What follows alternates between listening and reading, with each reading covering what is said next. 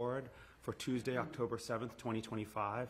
We have a very lengthy agenda tonight. We have two applications for special permits. We have 4 petitions, what we're reviewing before the ZBA, and then we have some other business that we have to do, board business. Town Planner Taylor Herman's going to be a few minutes late, so we have Assistant Town Planner Ian Sexton stepping in for us. And I would welcome a vote to move into public hearing for special permit PB 25-5, an application for 972 Main Street. Do we need to open our, have we opened our meeting? I think I opened it. I think I opened it. Oh, this is going to open it right now. Okay. Okay. Are we moving to open both special permits or just one? But just post opening the public hearing. And the first order of business on the public hearing is that. I think that's how it works. Sure. I think Jack made that motion. Yep. I will second it. Okay, so we'll go down for a roll call. Aye. Aye. Aye. Chair votes aye. So with that, we've opened the special hearing for 972 Main Street. The way I'd like this to work is we'll invite them to the table. They've made some changes to their application. We will review that. We'll have any questions we have immediately for them. We'll then see if there are members of the public who have questions about that.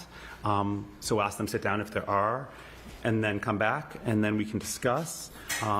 There's lots to talk about on this, so I think the best way is just to kick in and welcome you guys up to the table. I'd like to ask you again, sorry, accuse yourself. You want to bring your laptop too?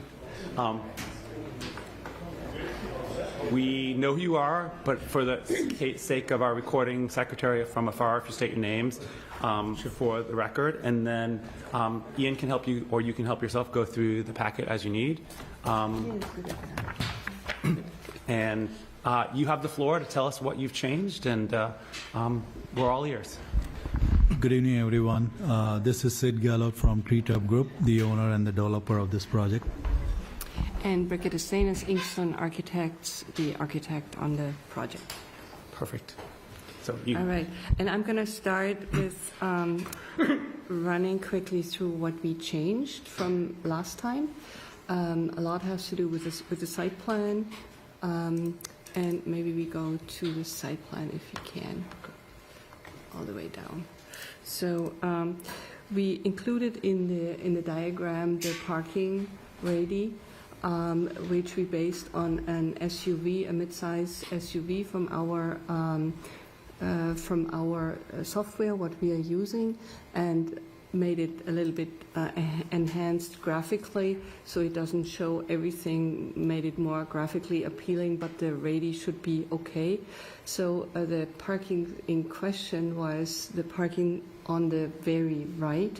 The numbers are hard to read in the gray, yeah, these ones. They were very difficult before because we had the trash location there. Now we moved the trash closer to Glenwood Avenue, and with that, the backing out there shouldn't be a big problem anymore. For the site parking, we are thinking that the parallel parking goes, I mean, the 19 is not a problem, pulls forward, the 17, 18, and the 16, they basically move out of the parking lot, then they have their own parking lot to turning radius, because we have 20 plus the size of the parking, meaning roughly 30 feet to turn, which is a T-point turning, an easy T-point turning. It does require forth and back, so there's no way you can do that in one stretch, but forth and back is possible. I mean, it's a dense site.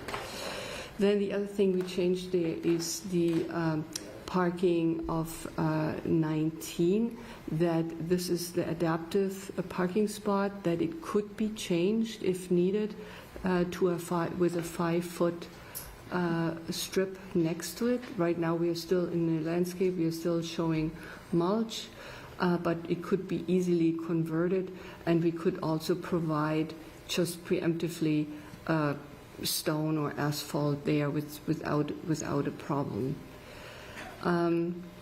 We did move, the snow removal area stayed the same, but it got a little bit more space because we are asking that we would think it is beneficial to keep the parking at 20 feet length instead of 22, which gives a lot more space. A lot is exaggerated, but it gives more space in the back and would be beneficial, I think, in the entire site layout. We did add in the front the easier accessible trash and recycling removal, so that the truck, whatever company will be hired for the trash removal, doesn't have to pull in and back out, and it can be done right from the front on the screen, but it's set back enough that the view would be provided for a driver to get in and out of the driveway. One suggestion I would make, and this is not reflected here in the site plan, it's a minor thing, just a graphic thing, I would pull the fence back to where the screening of the trash ends for better viewing. What do you mean by viewing? Just the better view, viewing of the the view, trash? the view from the, if you come out as a driver from the driveway, and you wanna look to the right if a car is coming up the street from Glenwood, I would pull the fence back to where the trash starts. We're talking about 2 feet or so, 2 or 3 feet there. This vertical line, is that approximately the curb? Yeah, I can show that. I can show that here. Use the mouse if you. So this is the fence. What I mean. So the fence is drawn as that, but I would cut that in reality and just stop it here, because if you come out with a car, then you have your eyes will be about here. Yes. And then you're past already from that screen, and you would see if someone is coming up or coming down. So you have to pull forward, but the screen really ends here, so you would have full vision of this Glenwood Street. Does anything screen the trash from the street? Yes. Okay. So these are doors. Oh, I see, okay. It's screen doors, and if you go later to the renderings, you will see that it's fully screened. Great. The 2 other containers here are for the commercial unit, because we need to separate them, but they don't also need that much of the big containers. It's just 1 unit. So these are rollable containers, so whenever pickup day is, they would be pulled forward. It's not even clear if it would be the same company picking them up, depending on who they are going to hire. So they could pull them, if it's a different day, they put them here in the front, they can be picked up and they're gone, but they're not interfering with all this traffic here. They would be also screened, so there are also doors in front of it. Then the next thing, these were the major changes here on the outside. The loading stayed and service stayed the same. We still think this is the best place, since it's only very temporary. If an Amazon truck pulls up, delivers, leaves, and the safest way to do it. On the side, we have the transformer in the location. I think we had that last time already. The transformer in the location where we have enough distance, required distance from the building, and still the front space, what we are required to have open and free space. We still have the 3 feet dedication easement on the owner's property, and in the front we did have the lowering of the building last time already. With the ramp, we just got more specific in terms of materials, what we can do, how the ramp is going to look, as we were for last week in front of the design review committee. So we got a little bit more into detail, what kind of stone it is, how the railing is going to look, and so on. We also got someone brought to our attention that these trees here, what we had in here, pear trees, were not non-native to North America, and we replaced them now with North American native trees. And I would need to read the names since I'm not. It's called service tree in the English translation, and it is. I think I wrote it back to Taylor what we are gonna use. So I have to. I wrote it back already, but we're sure we are using something similar in size, but as a North American native tree. This was mostly for the site plan, updated exterior lighting. Yeah, we got also more specific for the design review committee in terms of what lighting we are using, all down lights, no light spilling also to the neighbors, specifying what can be used, the goosenecks for the commercial unit. We did work on the, now I have to scroll down. We worked on the facade, on the side facade quite a bit.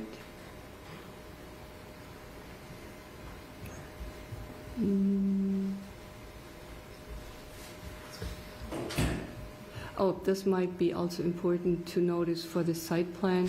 We did came up with the concept for the MEP, for the mechanical units, that we can put all the heat pumps, the exterior units on the roof. It's kind of a sunken-in roof, that it won't be visible from the outside, but it's all hidden, so no hanging condensers or anything on the wall, nothing visible on the outside, and I think that's a great solution for a tight spot like that.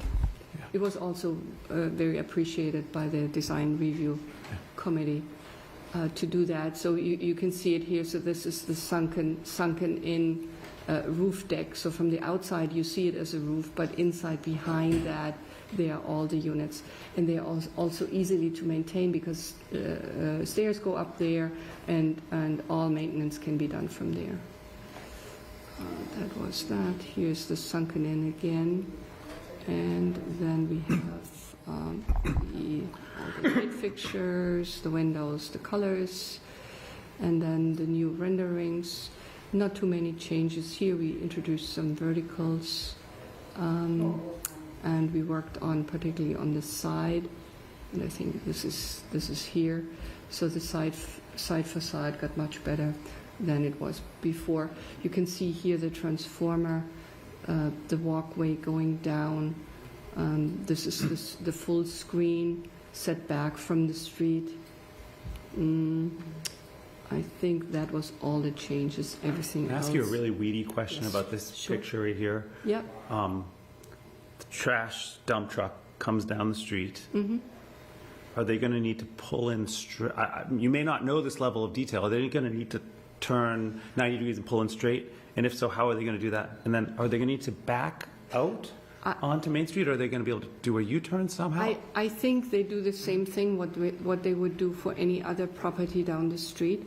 They're here in the street, they stop, they pull out these containers on rolls, and then they come up. Or it depends on what they are using. So I don't know what kind of containers they are using for the trash. So your question is basically if it's the super heavy, which can be lifted only by a truck, right, and not movable. I think that's part of my question, but the other part of my question is the town generally doesn't have trash pickup. I know. I know. So you're not going to see this on all the other houses. Right.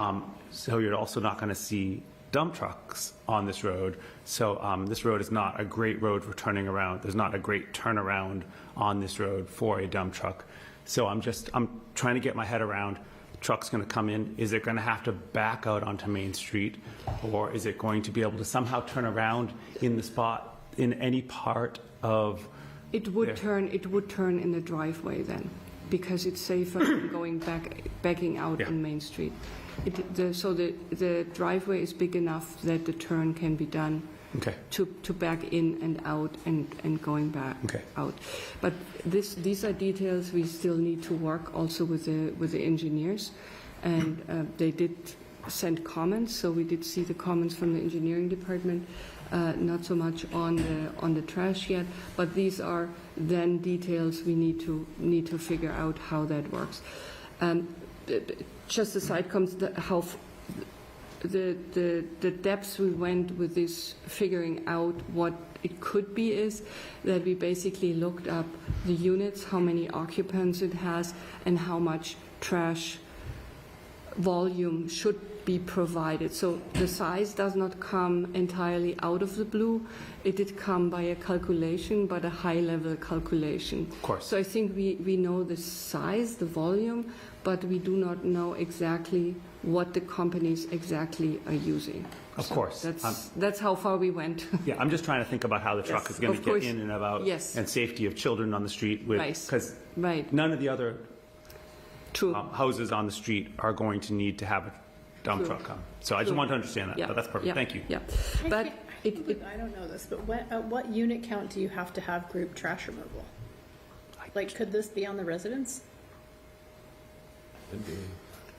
it could be, but I thought the homeowner association might be interested in, or I'm sure the whole providing. neighborhood would like to get in on that, but Yeah. I'm just curious. Yeah. It's a tight spot to have a And dump truck come in and maybe out. you're right, it might be that this is not even used. So I don't, honestly, I don't know. Not every unit has parking, I just didn't know. so if they won't be able to get to It the seems like transfer a station. nice feature for the apartment. I agree, I'm just trying to understand how it's going to work. I mean, from a transportation or traffic perspective, it's Traffic. also more efficient to have one truck coming instead of 13 units driving separately to the facility of recycling, so that, Yeah. No, I just didn't know if there was a. I mean, providing it, requirement. at least having the opportunity, I think would be, if it's then required or not, I don't know. Yeah. I mean, for the commercial space, is it a requirement for the commercial space? I have no idea. Do you know? I would think I that don't believe you, it's a requirement, but it's definitely a nice to have. The condos on Pond Street, they do their own trash. yeah, With I've at least just one never thought apartment, about it if not before. maybe two, having no cars, it's not really feasible Yeah. to get to the transfer station carrying it on your back like Santa Claus. I mean, that's not going to be, I mean, How do the dump stickers work in this situation? I need answers. No, I don't need answers. I mean, the site plan proves that it is possible, the opportunity is there. Yeah. If it's not needed, it can be used for more space for snow removal or for whatever. So the space is there, that it can be done. So, and I think that's good to know. I like the screening in the picture better than in the diagram, because in the diagram I couldn't tell if that fencing is intended to match the fencing that's along there, because no one on that street wants to see the dumpsters right on. No. I mean, no one wants to see No. that. No, but this certainly covers it. It's like a fence Yeah. too. Okay. Yeah.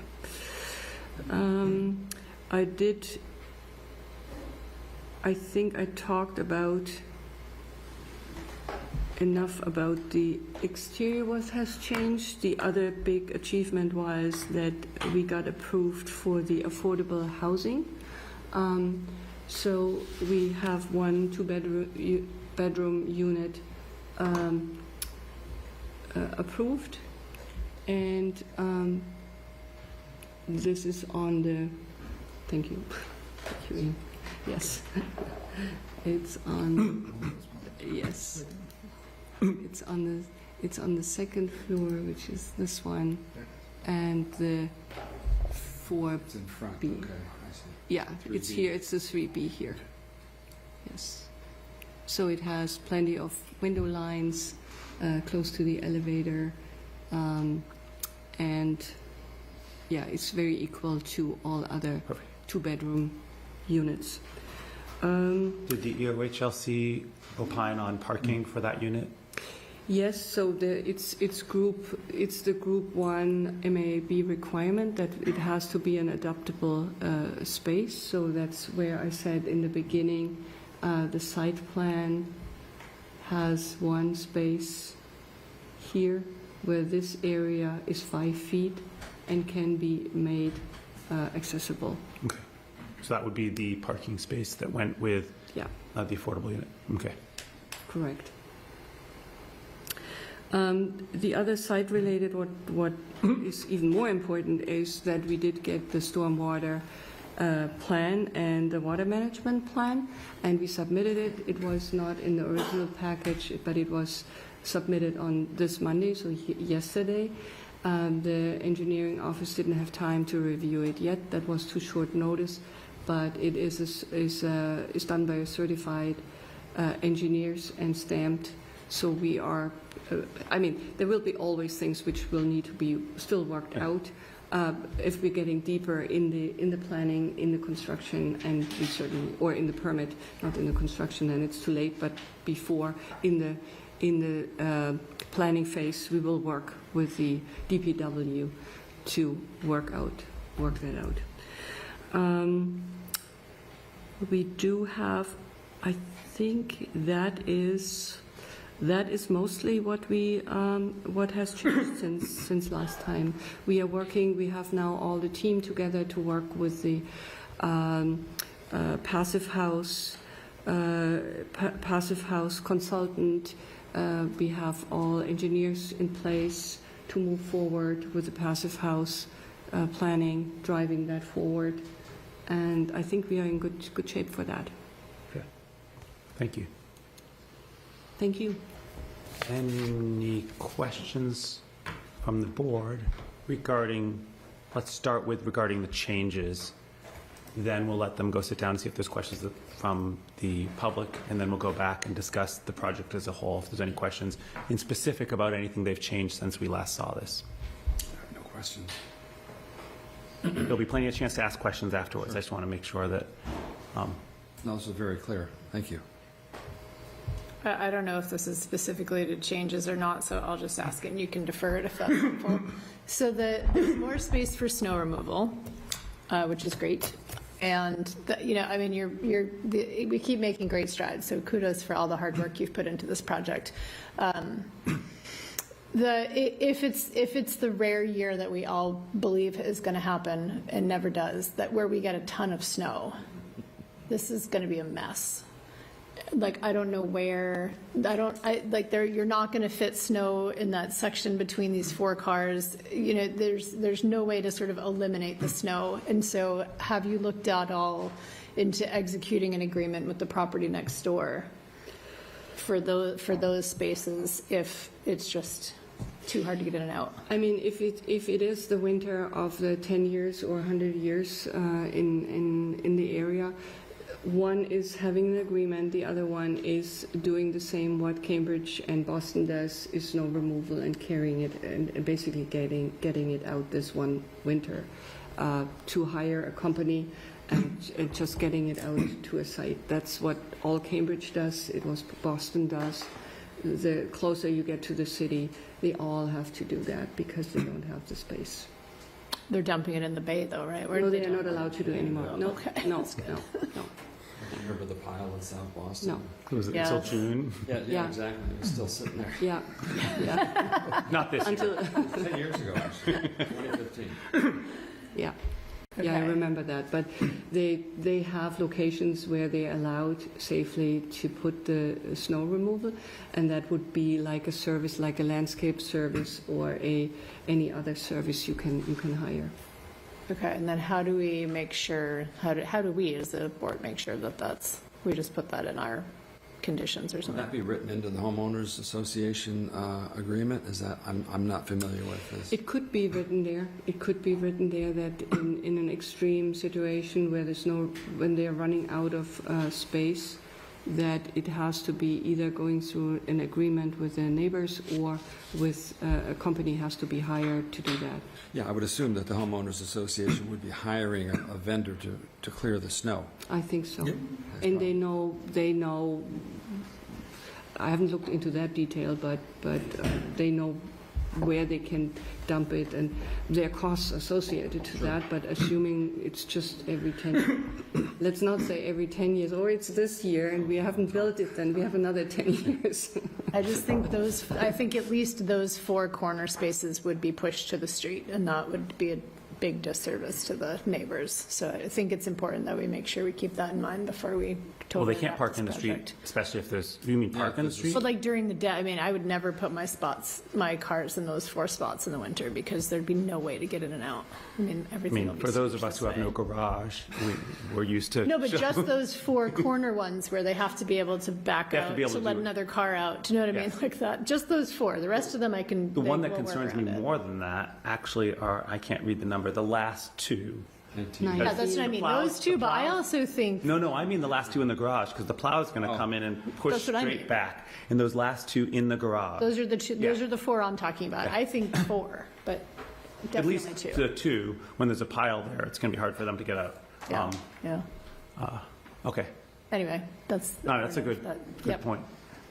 I have another question, but it's not related Oh, to and changes, so yeah. I'll punt it. I just want to give Nick, do you have any questions about the changes, the proposed changes, before we get public comment, and then come back to, for thorough discussion? I don't have anything at Okay. this time. Okay. So I have no questions about the changes at this point in time. So I'm going to see, is anybody here from the public who would like to make public comment or has a question about the project? Perfect. So if you guys could just sit back there, come on up to the table. We may know you, but state your name and address for the public. Hi, Maureen Meister, former town meeting member, former planning board member, semi-retirement, I guess. And I'm just going to say, I'm not going to cut you off, but everybody gets 3 minutes is how long. Oh. So if you start going way over, you'll see me saying, are you almost done? So just know that. Well, I'm sorry to hear that, because this is your first big project on North Main Street, and I've certainly been around the block with rezoning on Main Street. The goal, of course, was that you brought this before town meeting with the idea that you're going to improve the development that follows on North Main Street. This is, and I don't like looking at that picture. If you can please put on one of the elevations, maybe one of the renderings, it would help us understand. That's the big point. We're talking about garbage here and turnarounds. That is not going to improve the look of North Main Street. No, go back one if you would, please, whoever is doing that. Yeah.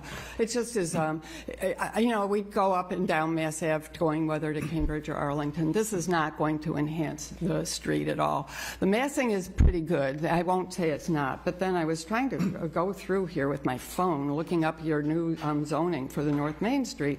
The one thing right now is that it says details, development bordering the public domain must be rich in architectural details. There's no architectural detail here. We don't even get good overhangs on the roof. And then once you get into the two gables, the two gables, you've got no overhang. You want some overhang. This thing needs some shadow. It's all, I don't know what the materials are. You probably do, but I'm assuming it's not wood. So there's no texture to it. It's some plastic thing that's a composite. So you've got no shadow. You've got no smaller forms. The human body does respond. Your brain responds to small forms. There are no small forms here. You want divided lights. You're not going to get them, but at least they can be fake. So overhang, you want divided lights. You want to actually understand and see samples of materials, and you want to actually know what they are before you approve this thing. You can do that. And then that little bit of, I don't know if that's wood, it's going to look terrible. We've seen that around town. It just wears. So I don't know what that is or if it's fake wood, but, and even the gray colors underneath these two gables, it just looks like a modern McMansion. You know, it used to be stone veneer, now it's the gray thing. But you've got a building that needs a lot of work, and talking about garbage is really inappropriate at this time. This is not going to improve the street.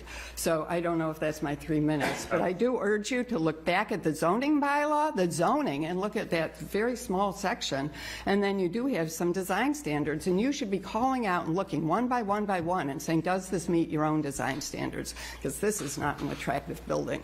Thanks. Thank you very much. Are there additional questions or comments from the public? Seeing none, I will close public comment. This is now our chance to discuss. We can invite them back if we have questions for them, if we have things we want to talk about. I guess I could go first. Please. I have been impressed every time you come back. I like it more and more. That was the time. Every time you come back, I like it more. I like the changes that you've made along the way. I love the way the mechanicals are hidden away. I think that was a really good addition. I'm really pleased with this project and the activation of the street. I think where and so sandwich feedback, I think my concern is that we received a memo from the town engineer, which I know you received. We got it late today. You got it late today. So I don't know that any of us have had a chance to sort of go into it. But I would, if you are ready to, I would welcome if you're able to address anything in that memo. It's in the packet on, for those looking at home, on page, looks like 81 maybe? Oh, it's at the end, okay. Page 81. Because what we have from the town engineer is asking us to hold off on making a vote to move forward, essentially, until some of these things are addressed. So I would welcome you to come up if you want to and see if you're able to address any of these now. If there are things, I mean, there's a couple ways to deal with this. We could see if the board wants to move forward with conditions on meeting these things, or we could try to address these things and have a more full vote of the board. I mean, there's different ways to do this. So I open up to you if you are able to address. We only saw it this afternoon late too, so it's not like we have a lot of time to look at it. Sure, me neither. So it was 3:30. Yeah. So, but I mean, the points were not all new, and I think the points showed that there are the town engineers. So we are trying to work towards the guidelines of Winchester, which is asking more for densification and for livelihood and so on, and that requires also some densification. Otherwise, you don't have the livelihood on the street, which comes with parking conflicts, and that is exactly where we are right now, and we should try together to find the best balance of these worlds. And I think that's what we, as a team, kind of trying to work out together with the engineers you hear with the design review board last week, and we behind the drawing board. So. Can you remind me the design review committee voted favorable, actually? Yes, all Unanimous, was it? Unanimous. Thank you. Yes. So the first comment is the sightlines of the relocated dumpster. I tried to address that in my comment with the site plan, that it's set back enough that the view, maybe I'll go back to the site plan, that it is, oops, back to this, yeah, if we can go back to this. We need Ian to run that, and the rest of us can't run that machine. Yeah. Thank you. Yeah, this one is great. So what I meant with that in the beginning is that I would take this fence going almost all the way to the street, taking it back to the trash, right, and cutting it off there, that if you pull forward with your car, that you have the full sight of the Glenwood Street coming up. I think that was the first comment. I think that is good to address. The adaptive accessible space does not contain an accessible aisle. Well, it's a parallel one, so we have the 5 feet, and we can make that, and that's why I kind of explained in the beginning, where we are showing mulch and not showing any plant. We haven't even shown plantings because we say it should be easily adaptable, but we can show asphalt all the way, that we have the full 5 feet of space next to the parking. I think that's also one we can address. And if we do that, if you do that, we lose the 5-foot green buffer in the process of doing, I mean, I Yeah, just want to it's not a- understand what the Yeah, trade-off of doing right. that is. It's not a green buffer anymore, but there's from a percolation requirement, we don't have that, so it's just an open space. So we can make that asphalt without compromising the numbers of the water management plan. Given the lack of an aisle with parking is depicted on the plan driver's side, passengers will have to use the landscaped area. So it will be not the landscaped area then anymore. It will be a hard surface. Will be an issue in the winter.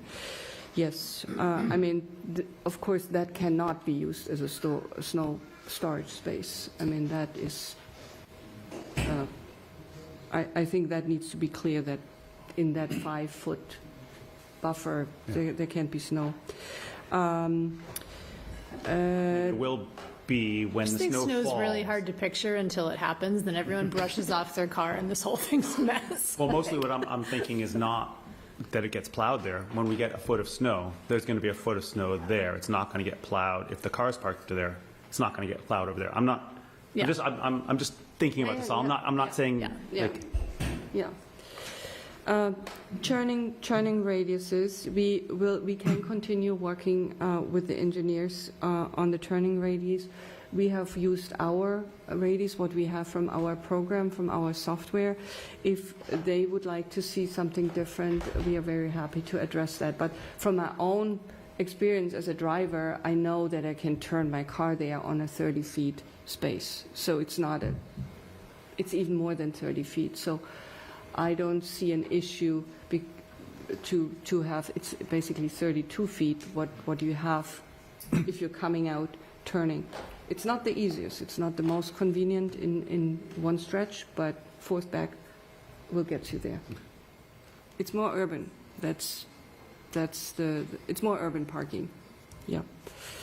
But we are happy if they want to see different radiuses, we can put them in, no problem. The recycling and trash dumpsters appear to conflict with the turning movements to access tandem spaces 8 and 15. So what they are saying is these are the front ones. no, I think they're the back ones that I think it was before you moved the trash. Oh, I think it was when right, they were. that could be. I think Because the trash does not conflict it no longer with that does. anymore. Yeah, right. So that is a no. Then it should be noted that the loading services conflict with parking access to the first 2 parking bays. Yes, we did talk about that and took that compromise as it's only very temporary. Like you wait in the street because if you comparing it always to different towns, but if you're in Somerville, you have to wait until the UPS cuts their stuff out, and then you get in. That's an inconvenience which comes with densification, I would say, and that's what I meant with my initial when I started saying there's a conflict there between the older requirements where we were so used in the metro area that we don't have these conflicts, but if you ask for densification, then we will have some sort of inconveniences, and I think that is one, but it's a safe one, and it would mean that the first driver in the corner would need to wait until the UPS guy is back, but it might be 2 minutes. So I think that's doable. Is the intention that the UPS truck that pulls into that spot there would back out? Or would they go forward and do a multi-point turn in the back? I'm just curious, again, thinking about backing out onto that. I guess it depends on the size. Does, yeah. I think if it's a small Amazon, he will turn, and if it's a bigger one, he probably needs to back out. Okay. And I think it's more what the driver really does. Yeah, I mean, they'll do what they do, regardless of what you plan, Right. but it's a good question. Practically, if Amazon or UPS, and if they're putting boxes in the vestibule in the front, I think they'll just stop and on the main street. They're not gonna come to Glenwood and go and do the walk, right? Yeah, right. And then there was no comment on the conditional approval that there's no loading on Main Street and Glenwood. I think that's fine, and they had no comment on that. They're still waiting for, or they said site plans were received, but they had no time to comment on it, and same here, we will work with them if they have any comments on that, and sizing or whatever they can give us an input in. Parking space 19 is designated as a potential accessible space but lacks an accessible aisle. I don't know what they, yeah, that's what we talked about. Yeah. That's the one. Yep. Rear commercial dumpster, we talked about that. That's the commercial unit where I said that these are smaller bins if they are needed at all and will be pulled forward. As a condition of approval, the board should consider requiring the applicant to close the existing driveway opening on Main Street using granite curbing. All sidewalks damaged as part of the work should be replaced as directed by staff. I mean, right now, the Main Street doesn't even have a real curb because it's all driveway. Yep. So it's lowered. So the whole thing will be redone. Anyway, so we should talk to them what they exactly mean with that comment. So there will be no driveway situation anymore. There will be a curb in one way or the other. The board should require granite curbing be installed along the frontage on Glenwood Avenue to provide a protective barrier for pedestrians. Along Glenwood, well, we do provide on owner's property the 3 feet already as an easement in addition to that what is there. And the street gutter line should be established as a road with consistent remainder of the street rather than skewing towards the entrance as it currently does. I'm open to that, what advice they give us, what is safer. In this plan, we could take only what is there, basically, what is existing, what is town, where are the property lines, and working with the property lines as they are, but happy to work that out if there's a better solution. The minimum sidewalk width on Glenwood should be 4 feet to comply with MassDOT requirements. Also, a 5 width is strongly recommended. Well, a 5 foot on Glenwood is certainly in the beginning there, but Glenwood is a small street, so it can be as wide as the street is my answer to that. And it is together the 3 feet plus whatever slivers there from the town is 4 feet until it basically hits the transformer on that height. So there is a 4 feet currently already in there. It's just a combo between, it's 2 different properties. One is town property, one is owner property, but in reality you won't see a dividing line, so it is 4 feet. And we can take it further, but that is town property, so we don't have any jurisdiction over that. But of course, we would be happy to work together if something comes from the town and say they want to extend it, that we do a smooth transition into that and to get there. The board should consider as a condition of approval requiring the applicant to mill and overlay the site frontage on Glenwood and mill and overlay Main Street. I do not fully understand that. From the curb line to the center line. These areas will be damaged by utility cuts, curb installation, and construction vehicle wear and tear. DPW has indicated that the street is recently paved and under moratorium. Sounds like something to meet with them. That is something on the meeting I do not exactly understand. I mean, we don't have the town engineer here tonight. What it means, yeah. We recommend the spaces reserved for employee parking only be signed as such. There is no assigned employee parking, so I do not understand that comment. I also would need to ask what that means. We understand that a 5 foot wide landscaping buffer is required in the rear. However, only 4.5 feet is provided, as the dimension shown on the plan includes an asphalt berm to separate the paved area.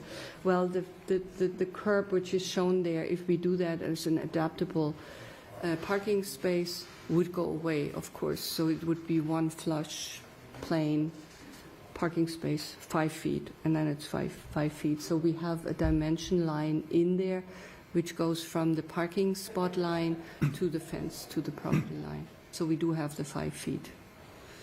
The curb and sidewalk and glenwalk should be extended to provide a defined driveway opening and prevent vehicles from parking in front of the dumpsters.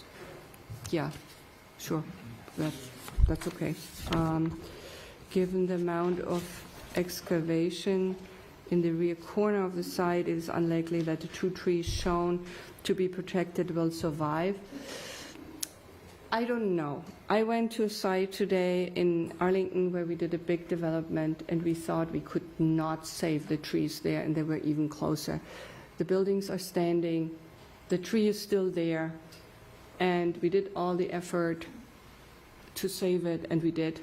And yes, there's a chance that they die during construction, but I have done construction, I've seen it, and if we put effort in, I think we can save them, because I think it's beneficial for the trees, for the entire lot development. And if not, we can do replacement plantings. The striped crosswalk shall be ladder style and in line with the existing accessible ramps.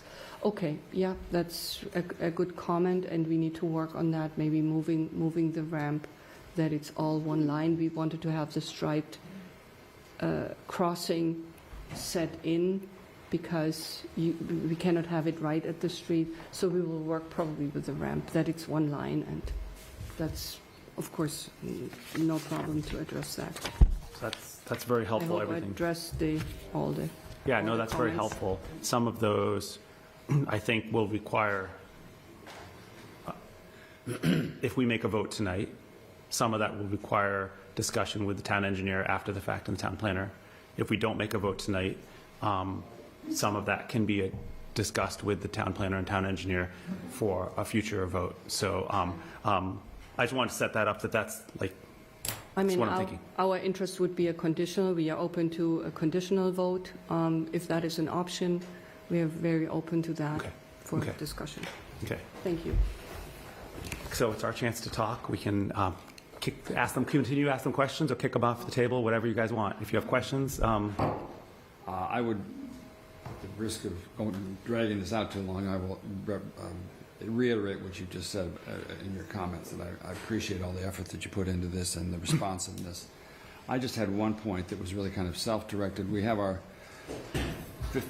suggested 16 conditions, and I think they're all appropriate except for one, and I have a question about it. Perhaps, I don't know, Taylor can answer it, or we can kick it around ourselves. This is number 8. Deliveries shall be directed to the rear of the building. Clear signage and pavement markings shall be installed to indicate that deliveries are not permitted from Main Street. That's all well and good, but I think that in a sense we are restricting the kind of commercial business that can operate there if we require the deliveries to be in the back. Almost any weekday you go down Main Street in the center of town and you'll see Coca-Cola trucks double parked delivering to the various, you're never going to get a semi-tractor trailer truck down into that space, and if you do, you're going to block all the garages, and then there'd be a real difficult situation to get out of there. I don't know, I mean, I think it would be, I would rather see this condition modified or edited a bit so that it's an option. That, for instance, a UPS truck or an Amazon truck would be encouraged to go down there. But I think if we prohibit any delivery trucks from stopping in front of the building, you're immediately going to say, well, no liquor store will go there because most liquor trucks are big. Same with a convenience store that's delivering Coca-Cola or Frito-Lay snacks. Those are all big trucks. So I would not want to tie the hands of the applicants by saying you can't have those kinds of businesses there, because I imagine there's going to be, it's not going to be easy to fill that space. I concede that, but I think by opening it up to almost any kind of business would be much better, and I would like to soften that language if we could. so I like that suggestion. We should probably go through all of the proposed conditions that we have here, or at least the ones Are you in receipt of the recommendations, the staff report from the town planner? Yeah, With the yeah, proposed yeah, recommendations? yeah. Okay, so then we don't necessarily need to go through them all. I just wanted to make sure No, we I would went- have to I went through them reference. closely, and I'm happy with all of them, with that one exception. Okay, I think that we should ask for the conditions, but I agree I agree with this suggestion that we modify 8, but we should ask for the others. any additional discussion from the board about, so let me ask a question of the board. Maybe I will kick you back, and we'll welcome you Okay. back again. All right. Sorry, I just don't want to. It's not you, it's us. Not you, it's us. This is an open-ended question to the board.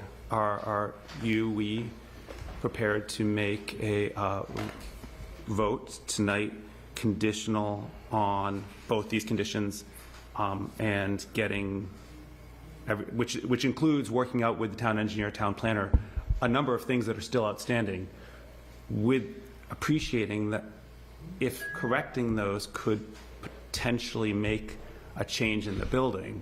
Yeah, I think there's way too much outstanding to vote tonight, personally. So that's what I want. That's what I want to get a feeling from the board, if they were ready to vote with conditions, or if they were more comfortable having those conditions addressed before. agree. I'm okay with a couple pivot points, but once we start playing Plinko, I'm out. I think this is That's why I going a wanted. lot That's of why I ways. wanted to get the feeling from the board. I was ready, but I will concede the point. I mean, it seems like a couple of thoughtful discussions will wrap up engineering, but I just don't know what the outcome of those discussions will be, and I don't want to have to rescind something we approved. I don't know, when do you want us to just raise concerns that have not a Everything proper right place? now, right Okay. now, right now. But Well, okay, so I just Don't go want back and to, forth. can I just make a comment Please. that I don't think it'll be long? At the last meeting, I had asked for certain contextual details, double-hung windows with divided lights, and the applicant said, well, we can't do that because there's an issue with the efficiency and the rating of the, what they call it, self-sustaining or whatever it is. And I had asked for details, contextual details, in the look of the building, like brackets, in the overhang. We did hear tonight that we could get more in terms of the design. I don't know what the appetite for this group is in doing that at this point. I mean, we got a vote from the Design Review Committee that is not asking for that, but I don't want this to be a precedent. I think that we can do more to have contextual designs. You know, the front, I mean, there could be bracketed porches. I mean, with a real contextual look to it, and this doesn't have the look that would even welcome any of that detail. So I don't want this to be an example of what we should be doing. I mean, the massing is nice. The one thing I've noticed is the roof angles are spot on. The sloping of the roof, all of that. But even if I were to say, add brackets, I mean, they would look ridiculous because the whole building it doesn't even come anywhere near that kind of a contextual look. And at the last meeting, when I brought up these concerns, the applicant refused really to make any changes. They said the DRC voted, but I just wanted to bring that to the attention of the board, that we can probably ask for more, and we probably shouldn't make this a precedent. Thank you. And just for timeline, the DRC met between when we last met. So the DRC voted after we last met. I thought they got some feedback, though. But I was just wanting to make it clear I heard from the the time. applicant that they got feedback Yeah. and they were approved. Yeah, yeah. No, they didn't get approved till late last week, was it? Last Wednesday. Last Wednesday, after we'd met. Your point is still very valid. I just wanted to make sure that, the timeline was... And they're advisory. I Yeah. mean, they're an advisory board. They're not a, so if you are you're raising concerns, you're right to raise concerns. I think the material ask of, can we see examples of materials is, Right. I don't know what that means. Bring in There are like an 8-foot conditions, I was board, or happy to is see that there? there were conditions in there that enforces that it be built as, what's the term, as drawn, or whatever it is Yeah. that is there, and there's some enforcement methods. Right. So flipping back to you, Carrie, because we went back and forth in the middle. I don't know if you had more comments. Yeah, I mean, so if we look at the one where we see the site plan again, one of the intentions for this corridor was to ask for 12-foot sidewalks so that could be space that we interacted with. I know John was there, I know Jack was there when we did our site walk of the street. We had a super fan with us who travels in an adaptive chair, and they kept having to pop into the street. And I don't know if having the building set back, 12 feet plus a few feet of landscaping answers the question of, can we interact on the sidewalk? I don't think we solve the problem of, do we have 12 feet of interactive space if we have a 12-foot setback with landscaping? I don't know the right time to make sure we've protected that, or how to better use it, whether it's more paving with benches instead of more landscaping. I'm always in favor of the greenery, but I think if we build this the way this is built and we extend this the length of the corridor, we've kind of lost our 12-foot sidewalk. And that was a really important feature for North Main, because then we would have this wide, people passing each other and interacting on the street, as opposed to, moving into parked cars, which seem to be increasingly important because of the parking challenges. So that's something that I think we should spend a little more time thinking about. And I am very conflicted on the dumpster, because it is creating more pressure on the parking area, and it's not, I think one of the reasons the town doesn't have that option is because it aggregates trash in a spot, and it's unsightly, and those pieces. And I know the fence is in place, but fences break, and I would think that I don't know if it's a condition that the fence Yeah. be well maintained. I don't, that should be I obvious. know. They don't want to see the I'm fence. sure it will be, but it's always like, I'm sure it will be too. yeah, it's just, if there's somewhere to take pressure off of the site, that might be one. And maybe it makes it a larger dumpster if we get a business that requires more. Who knows? Maybe it's allowing more for the commercial space. Those are some thoughts that I had. I don't disagree on the design. I said right off the bat, I don't like this is not my jam. Like sort of three-toned, very modern building. We could end up with a corridor of this, and then we will have our very historic, brick, lovely downtown, and then a more modern we corridor. need to get a couple buildings that are contextual, and Right. I'm sorry to see that this is not, more contextual. Yeah, I think we need to work on it. but it is, it's not unusual in modern design, so I don't know if it's just where design's going. I think that's it from me, but I agree, we have too many outstanding questions to make a final vote tonight, personally. Okay. But we're getting there. Jack, do you have any? Nope. So I'll confess I would have been ready for a vote with conditions, but I think the conditions would have, the conditions Would have that we needed had, some it would be the conditions. conditions, Quite lengthy. it would be the conditions we had, plus addressing all of the things in the town engineer's memo. And the trick with addressing those is some of those might require what we deem as substantial changes, and then we're going around, and I don't want to do that. So I think everything, I'm very concerned about the traffic flow behind this building. I think it's solvable. I hope it's solvable, but I'm very concerned. But some of it's the problem of the people who buy this. Somebody's going to buy it, and they're going to look behind, they're going to say, I can't get my car in there, so they're not going to buy it.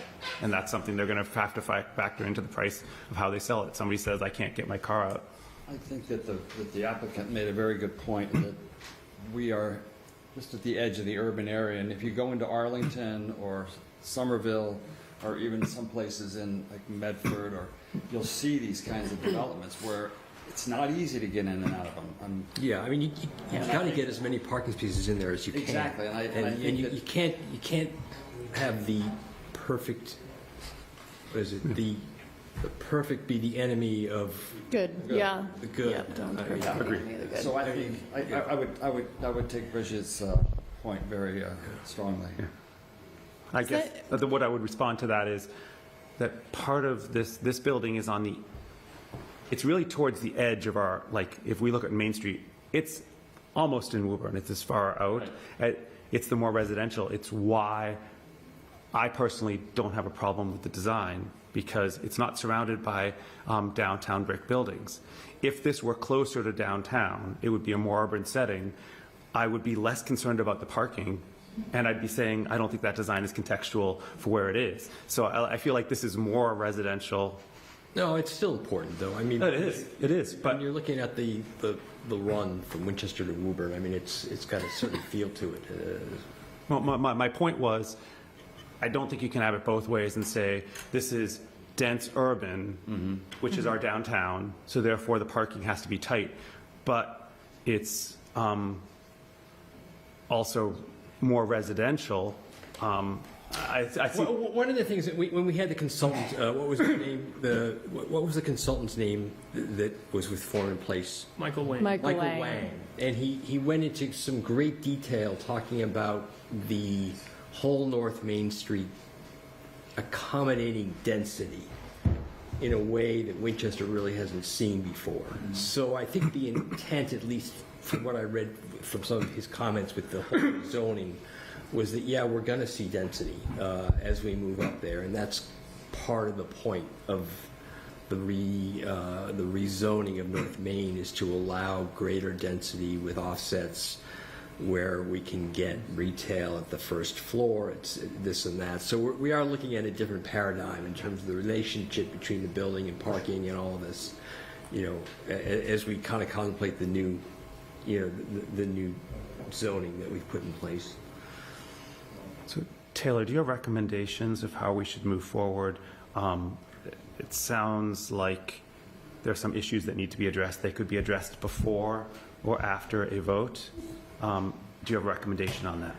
Yeah, so based off of conversations with the town engineer, the building commissioner, it is the staff's recommendation to postpone a vote to at least the 21st, simply to clear up any of the questions that we have. We would welcome a conversation, preferably a meeting with the applicants, have them come in, meet with staff, with the goal that by the time that we meet next time, we have a document of, this is what was raised by staff, this is how the applicant is responding. So that is our recommendation. Okay. Well, I'm not going to go against your recommendation. So I just want to make sure that everything that's outstanding, what I don't want to do is I don't want to invite them in 2 weeks, have addressed all these things, and have us say, assuming that it doesn't change Yeah. the structure, and say, Yeah. now we want you to look at this, and because I think that's not fair. I agree. I'll say for me, I need to see some effort toward an executed agreement about snow parking, because snow doesn't happen in one brick at a certain height. It happens over a couple of days, and I think these people are in trouble if they don't have an off-site option. So I need to see that was either turned down or at least attempted. So you're saying that And that affects the ADA parking, because does. that spot would either be displaced or they'd be strictly limited, and we're talking about a bad weather, you know, why, like, can that, I don't know. That feels like a mess to me, but I don't disagree the parking is going to be tricky. It's fine. I just think snow emergencies and the ADA spot need to be in good So shape. are you saying that when it snows, the residents will not be able to park in their lot? Or when can when you it picture, snows, I the mean, people that are parking on the street anyway are going to be creating problems? I just think 4 people go out, brush off their car to get to work, and now no one can get out of the garage because there's a pile of snow in the middle of and we're counting on the plows just being there and being ready. And I Okay. think it's going to create real difficulty, and I worry they won't about be where able to they're going to leave, go. but- When we could just potentially have an executed agreement with Creative Corner, can we throw 4 cars in your lot every time there's a snow emergency? I see. That seems much easier to me. Oh, yeah, Just knowing, okay, if it snows, go over there, or go to the Winchester, whatever, Yeah, whoever. that makes sense. No, I think So that is one thing that we would ask them to discuss. Just call the owner and see if. Yeah, but like come back and I want a discrete list of things that we're asking for. Yeah. And I don't want them to come back and say, well, we don't like the roof pitch, because Right, again, no, I'm with you. I'm trying to be very yeah. clear So I think about that- what I would think make that's me feel something better that we've tried. I think everything in the memo from the engineer needs to be addressed. As Taylor mentioned, it may not be settled. They may not agree, and we'll have to adjudicate. But are there other things that we are asking for that they bring back to us on the 21st, so that ideally we can take a vote up or down on the special permit? Do you want siding samples, if possible? Or any specifics on the design, gable detail?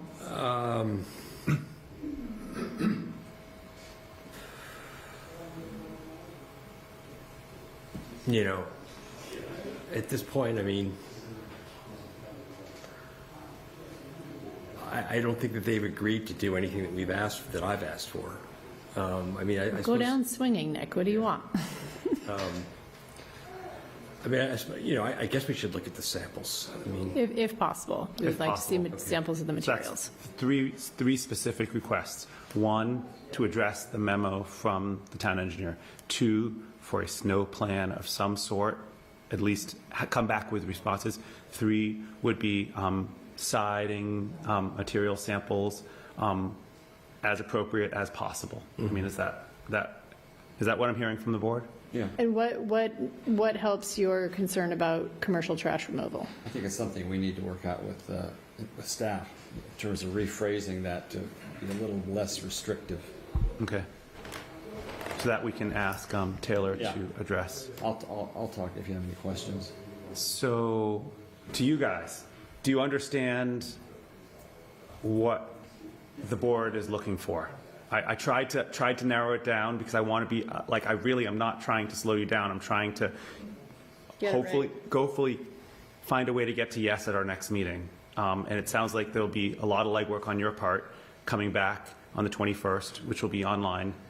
I'm hoping.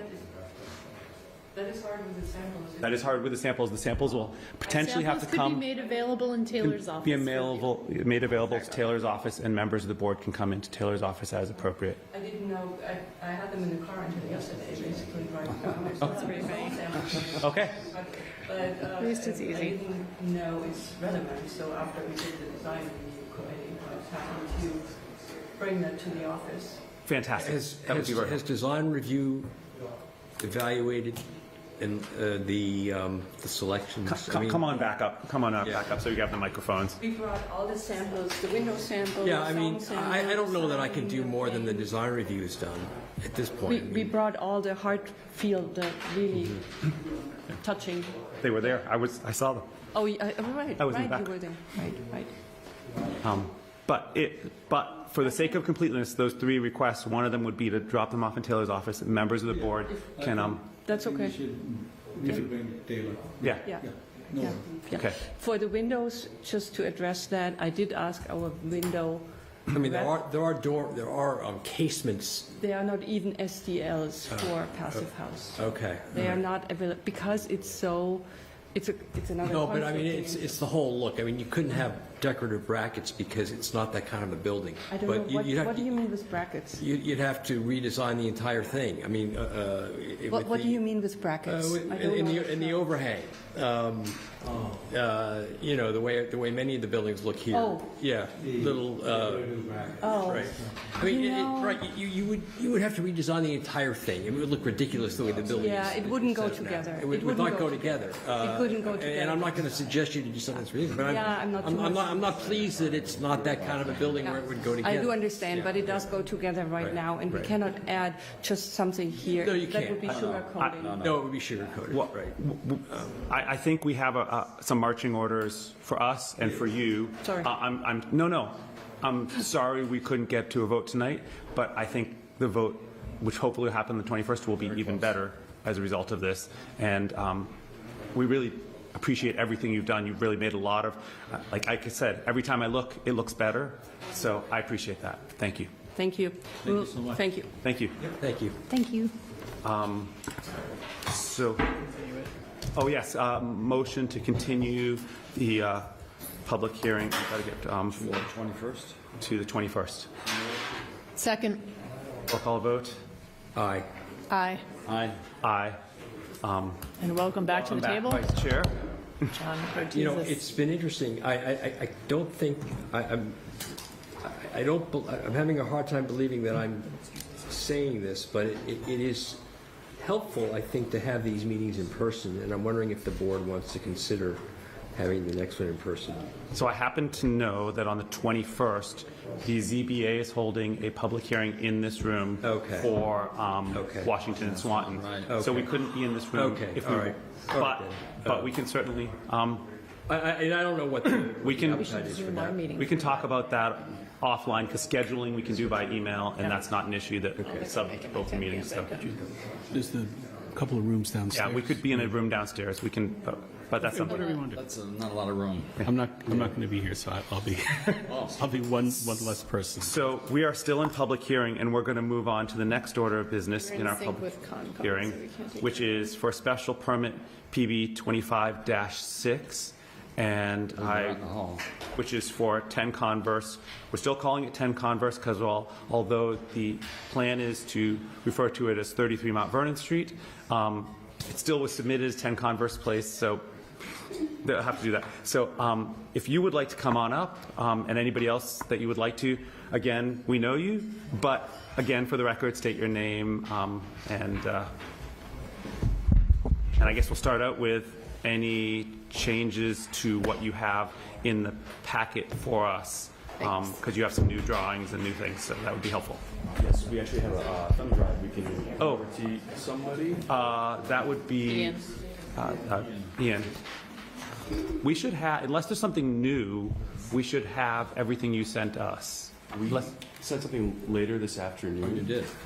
It's just 3 additional slides. It might, it yeah, could be in there, but Thank you. we can see if it's in there, and if it's not, It's, yeah, give him a copy in there. It's toward the rear. Thank you for having us again. Thank you. I'm Paul Onyebane from Urban Spaces. Good. Okay, great. David Duncan from Hussey Architects. Thank you. Tonight, we would love to go through some of the slides that we've created to address concerns that were raised at the last meeting and also at the Design Review Committee regarding specifically the roof line, the height of the building, and how to sort of live with a 6-story building that also makes it feel as small as possible. So we've explored graphically I think some great architectural ideas that hopefully you'll be pleased with tonight. So if it's worthwhile to roll very quickly through the Absolutely. slides for context, okay. I think it's very helpful for, especially we have a large audience tonight, so. Perfect. So for those who haven't seen this before, to refresh the memories of those who have, we were charged with trying to make the building footprint much smaller. Previously, the building that we sort of inherited was very large and, in fact, required off-site environmental mitigation that if we shrunk the building down enough, we could sort of live within our means, have a much smaller building, and this is the result of that effort. Bottom line is 33 feet of footprint horizontally removed from the building, about a third of the building. The next slide shows that in elevation. You can see how that left side of the building has kind of been lopped off, and the new building is in the black outline, which on the next slide after that is sort of highlighted, so new and old. Here's another graphic which sort of demonstrates the same idea, and another one that really, I think, highlights the move of reducing the footprint so much really opened up, which was the goal, of course, of conservation and others, to have better views of the waterfront. Here in aerial view, we see sort of what that open space now can become, a lot of green space instead of a lot of building. In particular, we're going to be working on incorporating comments that we've heard from the planning board as well as from other constituents to ensure that we have the south-facing side of the building be as open and interactive as we can with the green space and the waterfront adjacent to it. The next slide is just kind of the landscape architect's first cut at looking at some plantings. We can refine over time. And then we move into the floor plans. The objective was sort of given to us to ensure that we have no parking on the first floor, and so we put all the parking underground, and then, of course, have a very sort of active first floor, which includes retail at the front of the building, the Mount Vernon side, thus our goal to rename it 33 Mount Vernon, out with the old, in with the new. And also on the south side, as we talked about, that same commercial space, and then, of course, the various elements that support the building, like the lobby and mechanical rooms and the ramp. And then the right side, we kept that important active space to ensure that there's residential on the first floor. Then we just kind of roll through some schematics right now for floor plans. We had the pleasure of meeting with John, the head of the Housing Partnership this evening, and we talked about how right now these are just volumes, but once we advance our approval process, we'll start to fine-tune these, partition them off, figure out exactly how many units and of what type, 1, 2, 3 bedroom units, etc. But for now, they're just blue boxes to demonstrate the volume. And then we have the elevations. And I think maybe, David, you could take it from here, where we're going to explore the ideas that we've had to reposition the roof line to something more interesting and hopefully more aesthetically pleasing to the team. So we've introduced this slide, which previously had been rendered, and at the end, just to look at all of the elevations together. So this is without materials, but just to start introducing the changes since last time, mostly on the east elevation, north and south, looking at increasing setbacks, modifying the top 2 floors, you'll see in the 3D views, but maintaining a very strong base with textured brick up to the sill line of the second floor, which corresponds with the height of other first floor bases along Mount Vernon Street. The middle of the building in brick up to the 4th floor, top of the 4th floor, and then these setback floors that start to set back significantly on the north and south, and more incrementally on the east and west sides, and really drawing from our work over the years on this and what we've understand about the design guidelines, trying to meet the intent of creating an active top of the building to celebrate how the building meets the sky with these more broken down volumes that are like dormers that begin to step up. And while not creating a mansard roof with these steps, sort of giving the impression of a sort of receding building volume as we go to the top floor.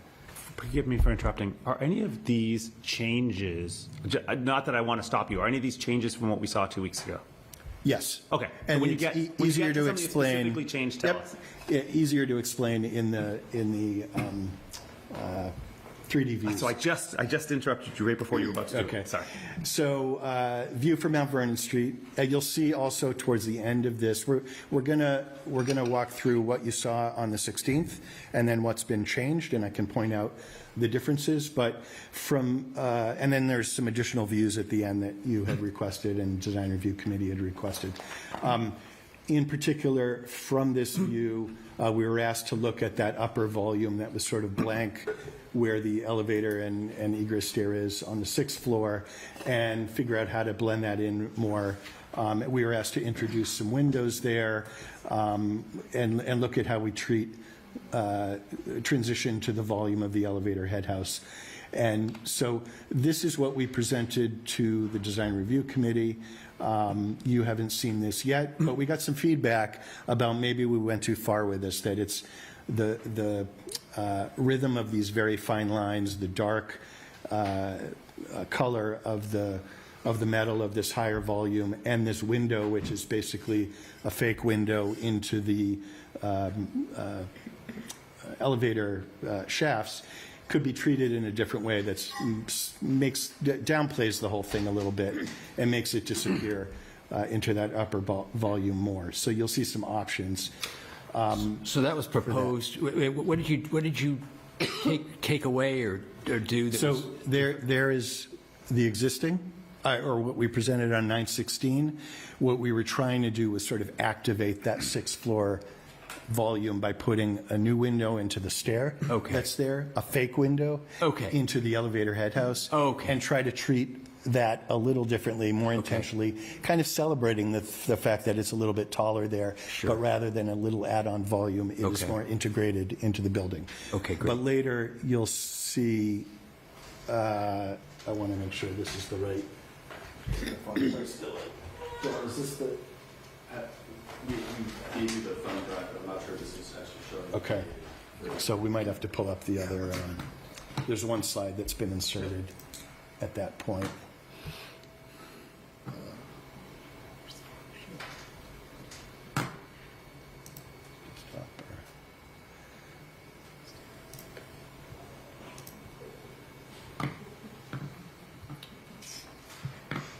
Is it in here? It is in the. Why don't we go ahead with that while he works on that, and we can, and obviously, if people in the audience can't quite see it, but we can see it to We'll pull it up.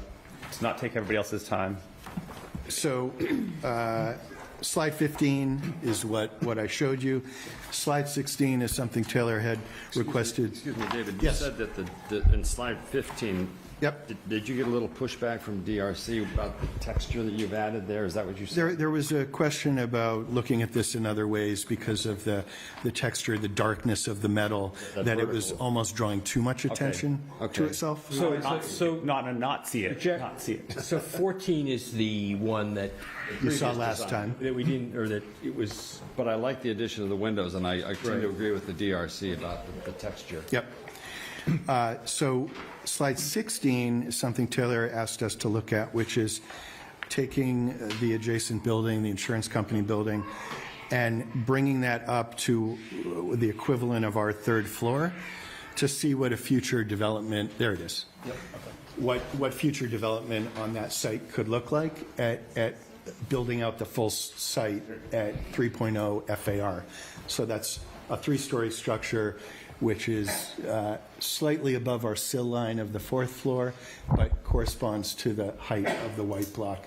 Just to understand what our 4 floors of brick and the 2 setback metal volumes looks like relative to a potential future development there. So that's an accurate, from your perspective, that's an accurate comparable elevation, so that the top of that second floor on adjacent to the white building is equivalent to the middle of your third floor. That's right. It's probably slightly lower. Our building is set back a few feet, right. So it's reading like it's the middle, but it's probably closer to that horizontal volume of our third floor. We can look at that in the elevations and see where that lands. But this is just to attempt to say, in the future, there may be a taller building there. What does that do to the reading of this, our building, which is taller than the other buildings on Mount Vernon Street? And then this was with the feedback from the Design Review Committee, looking at a few different options, ways to maybe downplay that volume. So the first one, similar to the prior scheme, incorporates this higher volume at the stair and elevator, brings it down, but it's a lighter color that matches the lighter metal of the 5th floor. The second one gets rid of that second window as well, but wraps the 6th floor cladding around and makes a little impression where that window might be, repeating the pattern of windows, but it's just a recessed panel. And the third one does something a little different, which is it's just putting a little accent window there, similar to, the little accent window above or vent brick opening above the clock on the tower, or some of the little the panel that says white block. It's cut off of here, but on the adjacent building to the right, to say we're doing some little compositional move here that brings some attention to that height, but it's not a window. It's just a little compositional move to see how that looks. So there's a range of ways this could go, and the idea here is, does any of the we could talk about if any of these jump out as a possible solution, or if this needs some more development. This was what we presented on the 16th. The only real change here is that we're showing some more planting going down Mount Vernon Street. So worked with the landscape architect to say what can we do that creates a little bit of height along these piers along Converse. You'll see this in other views. It's a rather narrow planting strip there, so it can't be full trees. There's limited light there, so this is... No flowering pears, by the way. Just want to make sure. A question to that point, please. Yep. Excuse me for interrupting, but I'm pleased to see that. That is a town property, and of course, and there is one tree there already. I'm not sure what kind of shape it's in, but it's approximately that size. Okay, so we're actually, the town property here is the line of that second curb. So the 4-foot strip between the edge of the sidewalk and the building is actually on our property. So Okay. we'd have to look at where that, if it's a sidewalk tree, where that falls. This town would be happy to let you Okay. plant trees there. Might even require it. So this is the view we showed you on the 16th. This is the change, slightly adjusted camera view, but also this a little less wide angle. But it then shows the development of that volume on the 6th floor. The 5th floor has been set back a little bit. 6th floor has been set back a little bit, but is a little bit higher where we've pulled that volume up. The idea is that the chamfering or the angling of the brick is carried up to the 5th floor and then to the 6th floor. But everything else there is the same, pretty much. I think a little bit of change on the entry canopy was starting to introduce some joint lines in advance of detailing that metal panel. Then the view looking back towards the center of town, there was feedback about the blockiness and the double height reading of these tall dormers. We had introduced setbacks at the north and south side. So we looked at modifying this in a few different ways and landed on basically taking the 2-story dormers, which were pulled out to the edge of the building, and splitting them. So rather than 5 of them at the top, there's 4 of them, and they're pushed back from the 5 that are now at the front, but a floor lower. So there's a kind of stepping and staggering that happens. And this is where, we're of course not literally creating a mansard roof here, but if you squint at this building, the idea is that this 2-story volume, metal volume, steps back from the brick volume and steps back again, and that gives you that sense of narrowing up the height as it's reaching to the sky. And pushing these 2-story staggered pieces back allows us to now create usable terraces at both the 5th floor and at the 6th floor units, along with terraces at the north and south side of those floors. Was a mansard slope more difficult? We studied it, and it was not doing us any favors in terms of, how to deal with those slopes in between these volumes. And also the fact that we're sort of losing some square footage, or starting where they are, sloping forward and losing terrace space for what is really only seeing a little bit of an angle. But we looked at it. I mean, that's something we could always send to you and share to see why we landed on this. But this was a close-up view from the 16th. And then here, you can see how these have basically shifted back, and how we went from terraces, very shallow terraces at the 5th floor, much deeper terraces at the 6th floor, to kind of evening those out so they're both 6-foot deep terraces at each floor. The intent with the darker metal is a bit like reading that upper regular volume as sort of the roof piece, with the dormers being the thing that's carrying up the cladding from below, like dormers would be on the mansard. Do you have, interrupt you, sorry. Yep. Brick metal samples that? Not yet. Not yet. Not yet. I mean, we're presuming, I just didn't Yep. know, because I'm having, I mean, it's supposed to look like copper, yep, but it's not copper. Nope. So trying to understand, does it actually look like copper? Yep. Or does it look like, Painted aluminum. Agreed. painted aluminum? it's kind of, yeah, I mean, the So, I mean, idea is. that'll be the trick. That's the, Sure, to sure. make it look real and not be real. Yep. Is a really hard thing. Yep. And because there's the uncanny valley of it looking not quite right, and Yep. you draw your eye to it as opposed to like not noticing it. Yeah, One of the things that came up with the design review committee was that with their approval, they asked to come along with a review of materiality. So we're committed to that, and we'd like to, over time, share with them and you, as needed, the samplings that we'll have. Okay. We'll get it right. Okay, yeah, I have no doubt you will, but getting it wrong would be really bad. yes. Yeah. Oops. So, view looking down Converse Place towards Mount Vernon, and the only change here is really, this is an architect's attempt at trying to insert the landscape. But it took until spring to Architects approve. Everything flowered. But on this side, the step back is as it was before. Yes, it's shallower. Fifth and sixth floor. Yeah. Okay. Yep. So, yep. But again, keeping the angled bays with some large casements that would open up with railings there that allow not a step-out balcony, but allow someone to stand and look towards the pond. And then the view from Main Street, the big change here is really the fifth and sixth floor. And as I switch back and forth, you can see how the setbacks have been increased. So it looks like those are coming down on the skyline a bit.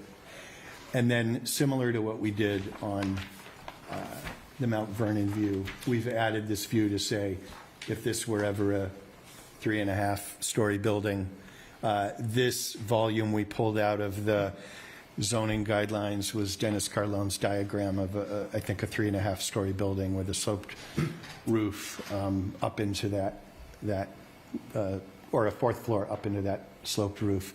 And that little cutout on the bottom is just a monochromatic. It's similar to what we did in 2022 instead of a physical site model, but it shows what that volume is at that corner. If that block were ever built out to a roughly 3.0 FAR, we think that's what we're looking at. So again, just to understand if there's future development at China Star, the CVS building, Just for the board's benefit, that building could never be a 3.0 FAR because it's not in the PUD. The maximum it could be with a special permit would be a 2.5. 2.5 FAR, yeah. Okay. The point's still taken, but I just wanted to point that out. It can't be a 3 FAR. Yep. You have the luxury of potentially being 3.0 FAR. Right. They do not. Okay, got it. Now, these were some other views that you had asked us to look at, and this is not with the options for the elevator, but this is pulled back by the rotary showing the height of the Brown and Stanton building with the volume of the roof to put the height of our 4-story brick in context. It's roughly the same height as the peak of the roof at the Brown and Stanton building, and you can see the setbacks. This is another view right in front of Converse Place, so you're sort of getting the sharp view looking down Converse with the overlapping balconies, and you really understand the folding of the brick facade and can see how that brick base wraps around the full building and that you're seeing to the pond around both sides of the building. So this and the folding of the building and the opening up of views to the left side was the thing that the Conservation Commission had given a lot of feedback on. And this is just another view from across the street, looking at a more flattened out view of that angled facade with the steps up and the white block down the street. Can we just compare the sidewalk widths to what's existing there? So the width from the building as drawn here to the sidewalk is what it will be currently, and then it will get wider as soon as you do that angle, is that right? We're actually back 2 feet, I believe, So it's from 2 the feet existing- wider at Yes. the point of the building, and then even wider as we go. Oh, that's nice. Okay, and then on the sidewalk on Converse Street, that will be the current sidewalk width? I believe that's right, yeah, it's about 4 feet. Okay, yeah, is it's what's narrow. To the, we're going right to the property line, and then have the planting strip an additional 4-foot setback. This second slide may help demonstrate that too. You can see the red line versus the black one Great. and how it's pulled in, right? Right. Okay, great, thanks. So the facade of our building is back basically 2 feet from the insurance building. Okay, great. So those are the slides we have. Perfect. Thank you very much. Can I just make a couple? Yeah, I was going to say, really questions, quick- comments? No, that's just not quick. Take your time. I think you moved the, I like the soldier course at the top. I think it was in the middle before or something. I don't know, or it may have always been at the top. It's at the top. It was always Yep. there. Okay, anyway. Yep. I like the string course below the first set of windows. I'm having trouble placing the texture on the first floor, and I'm wondering if in your wheelhouse you have a bunch of different textures. I'm having trouble seeing what it's a nod to, or if it has any provenance in any way, or if there are other textures that you have in your wheelhouse that. There are, certainly, I think.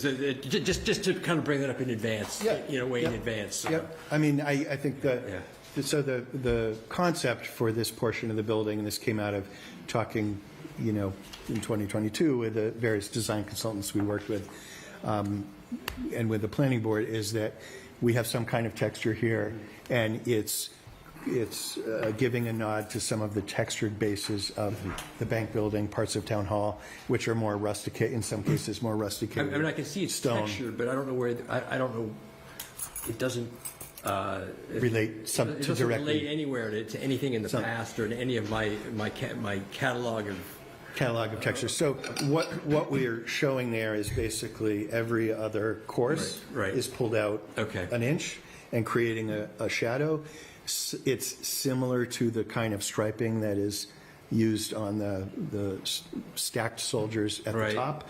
And some of that kind of texture wonder occurs if you on had, the white block, but a different scale. But there's just a few lines pulled out and a lot of flat space in between them. I wonder if that would be more of a. I don't know. I just figure if you have a wheelhouse or a catalog of various textures, you can kind of think about it. It's this one isn't as easy as just applying a texture, but it's certainly something we could study. Maybe a thicker flat and then maybe 2 or 3 pulled out. Okay. Reminds me a little more of what, maybe some conceptual designs that you see in older urban areas. Yep. So it would basically be. So you'd have looking at a bigger bunch of scale. string courses, perhaps. Yep. With a flat. Yep. As a possibility, or. Yep. Or. Yeah, I think. Take a look at the old sections of downtown Boston, perhaps, or anywhere that might have some bricks that are, the same level of easiness to do, but it might have a. Yeah, I think that's certainly something we could look at history really somewhere, easily and see how it transforms the scale of that base. Sure. Go ahead. I was wondering about the cell phone antennas and what the arrangement is with the carriers, and are they going to be part of this new building? Yes. Well done, John. Page 12. Wait, what was the question? Cell phone towers? Oh, yeah, absolutely. Yeah, Okay, there's a cell note phone on towers, page yeah. 12. You wrote that the Bring your telecoms will be microphone a little relocated, but Yes. So the good news is it will guaranteed look better than it does today. Dish TV days are. Right, that's a very good question. Well, it's going been to, 25 years, so yeah. should look. No, we're basically, it's actually been unbelievably challenging to get in touch with the tenants. There's 3 tenants up there, and we're working through that. We have made contact with one and or 2, maybe, and trying to make contact with the other. But the idea is that we're going to essentially relocate the existing equipment temporarily, and then reposition it back. in a place that is, it has to be mutually determined with the tenants. You know, they need line of sight and things to make them work, but in a way that's as screened as we can. We have some ideas that we think could work, like putting them sort of behind the elevator shaft, you know, toward the more toward the center, the less likely you see them. Right now, they're all on the perimeter, right? But right now, we just don't know exactly what their requirements are. And obviously, the technology has changed, to your point, so much that it's going to be a whole different look, I'm sure. But it'll be as hidden and screened as we can. We can keep you posted as soon as we make contact with them. Oh, just take a couple of the antennas, throw them in the dumpster. They'll make I'm contact sure they with you. will. They'll Yes. find you. They'll suddenly call. Yeah. That's the thing. Yeah. We'll hear from them soon, I'm sure. So the tenants that you referred to are the people that are renting use of the roof for the cell towers? That's T-Mobile, XM. Okay, fine. Okay. AT&T. Okay. Verizon. So we don't, we kind of don't know what they're going to look like on the building yet. We don't know yet, but you know, we will keep you apprised as soon as we hear. We will be going at some point to the ZBA to talk about the relocation needs to be approved by them as well, so that the discussion will continue for sure. Questions about anything? I'm going to open up for public comment as well, but if there's questions about anything, then we come back and discuss afterwards. But any opening salvo of questions? I mean, the massing has gotten so much better. I think your careful eye on architectural detail. It's a nice looking building. It's, you know, just to diffuse some of what's about to come at you. It's really, really tall. We're all aware of that. We are we're kind of granted permission to approve this kind of height because it's a PUD, but it feels a bit irresponsible to approve a building in a PUD without knowing what we're adding for housing inventory. And so we see 35 units and we see no detail on that. And we don't know, you know, you have to meet the requirements for affordable housing, but we don't know. There's just a lot we don't know about the interior of the building, and usually we have some layouts. And so, you know, the town is not going to love this much massing in the middle of downtown and not having sort of a clear deliverable sort of respond, you know, to that concern. Leaves us in an awkward spot for approving something that we may end up realizing was precedent setting and was kind of a poor trade-off for the town's needs. Right. I just like to add my question that is your question. Inclusionary housing. You know, how many units are there, and how many are affordable? And is it 10%? Right. Yes, Yeah. I can answer those questions. Basically, we can give you the range. It's plus or minus right now. I think we're at between 32 and 37 units. So it's a tight range right now. The challenge for us has been, you know, moving from just having the volume, which is to this point still undetermined, to actually discussing where the partition lines are going to go, exactly how many units, how big they are. That's a very involved effort, right? And so that could be, we were talking to John from the Housing Partnership, that could take 3 months for us to do. Given that the project was sort of denied, right, at one point, and then kind of risen from the ashes and we're here today, we haven't been able to advance the drawings to the point where maybe, a more customary project would be, you'd see those. I mean, obviously we do this all the time as well, and it is true that normally you have these a little more developed. But the extenuating circumstances here have made it so we could really only give you this range. I wish we could say it's 34 and the affordable housing would be percentage accordingly.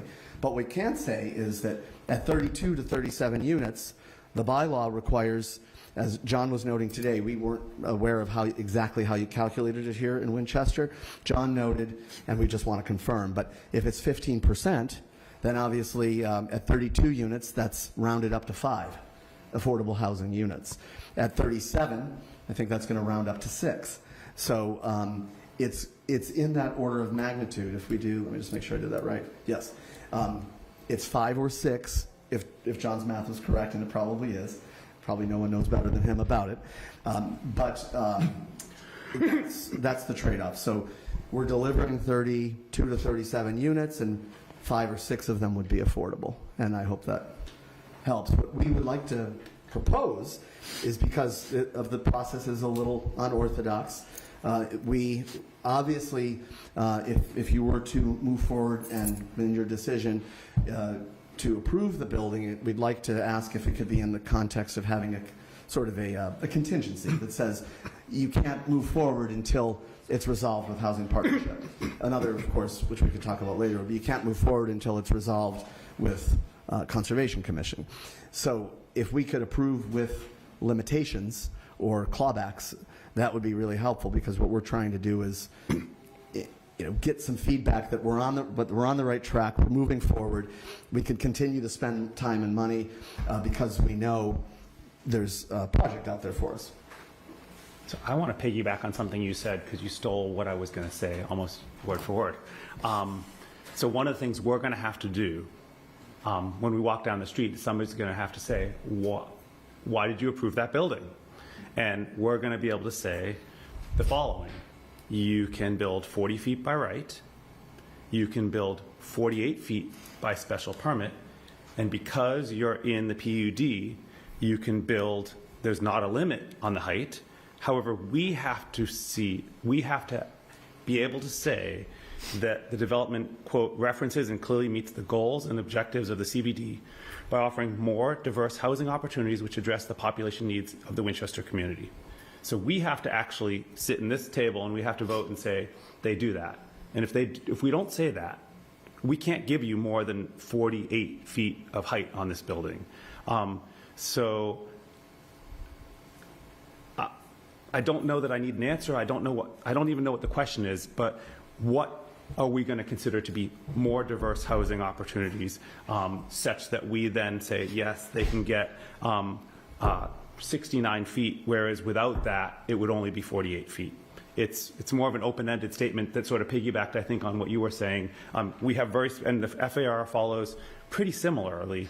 You can do 1.5 by right, 2.5 by a special permit, and you can get up to 3.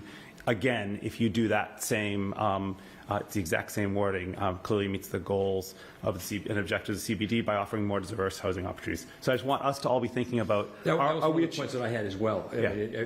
I thought you looked at my notes. To the point of more diverse housing opportunities, I think we're talking beyond just affordable, right? We're talking about, for instance, those 4 work, live units on the ground floor.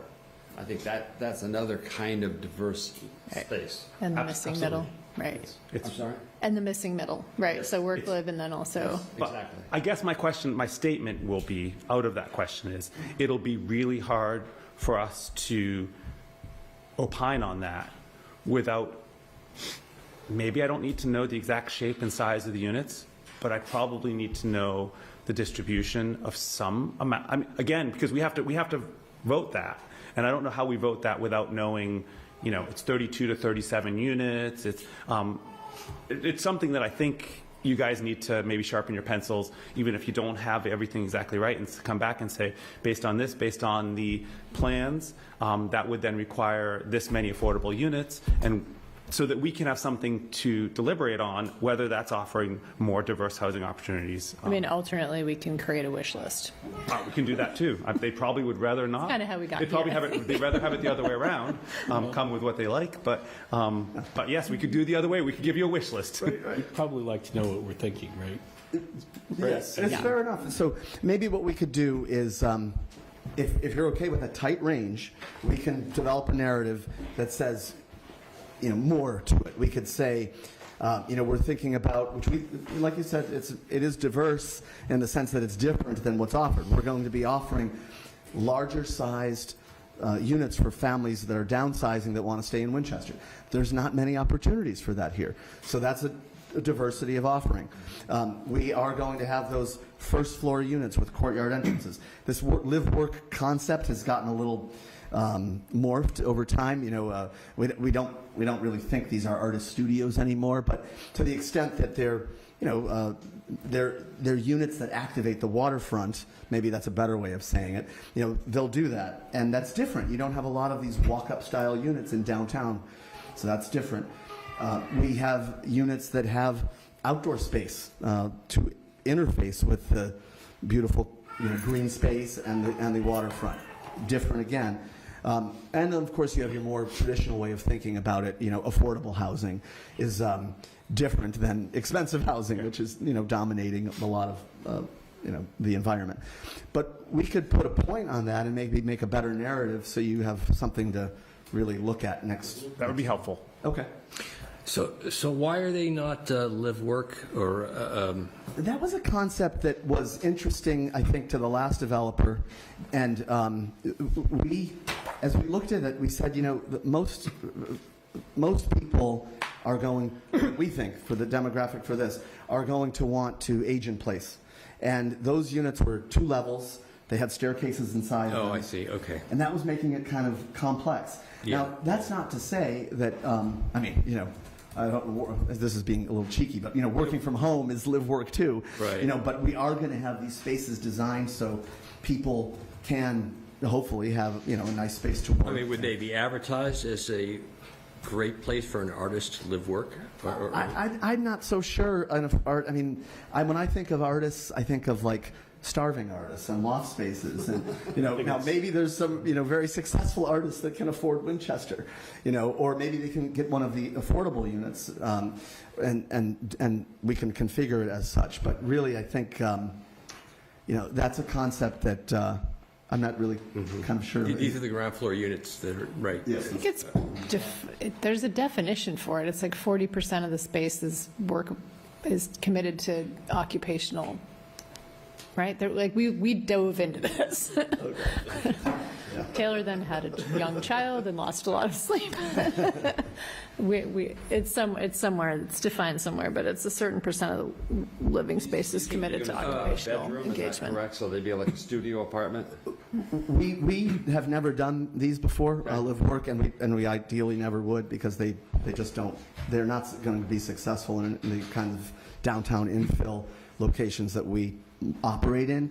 So I'm not quite sure. I assume they have bedrooms if they're live work, and maybe they have that definition, like Carrie said, 40% perhaps, or whatever it is. I don't remember the percent, but yeah. But these would be more positioned as more traditional units. We've gotten away from the 2-story duplex down to just regular units where people can either access floor through or from the elevators in the building.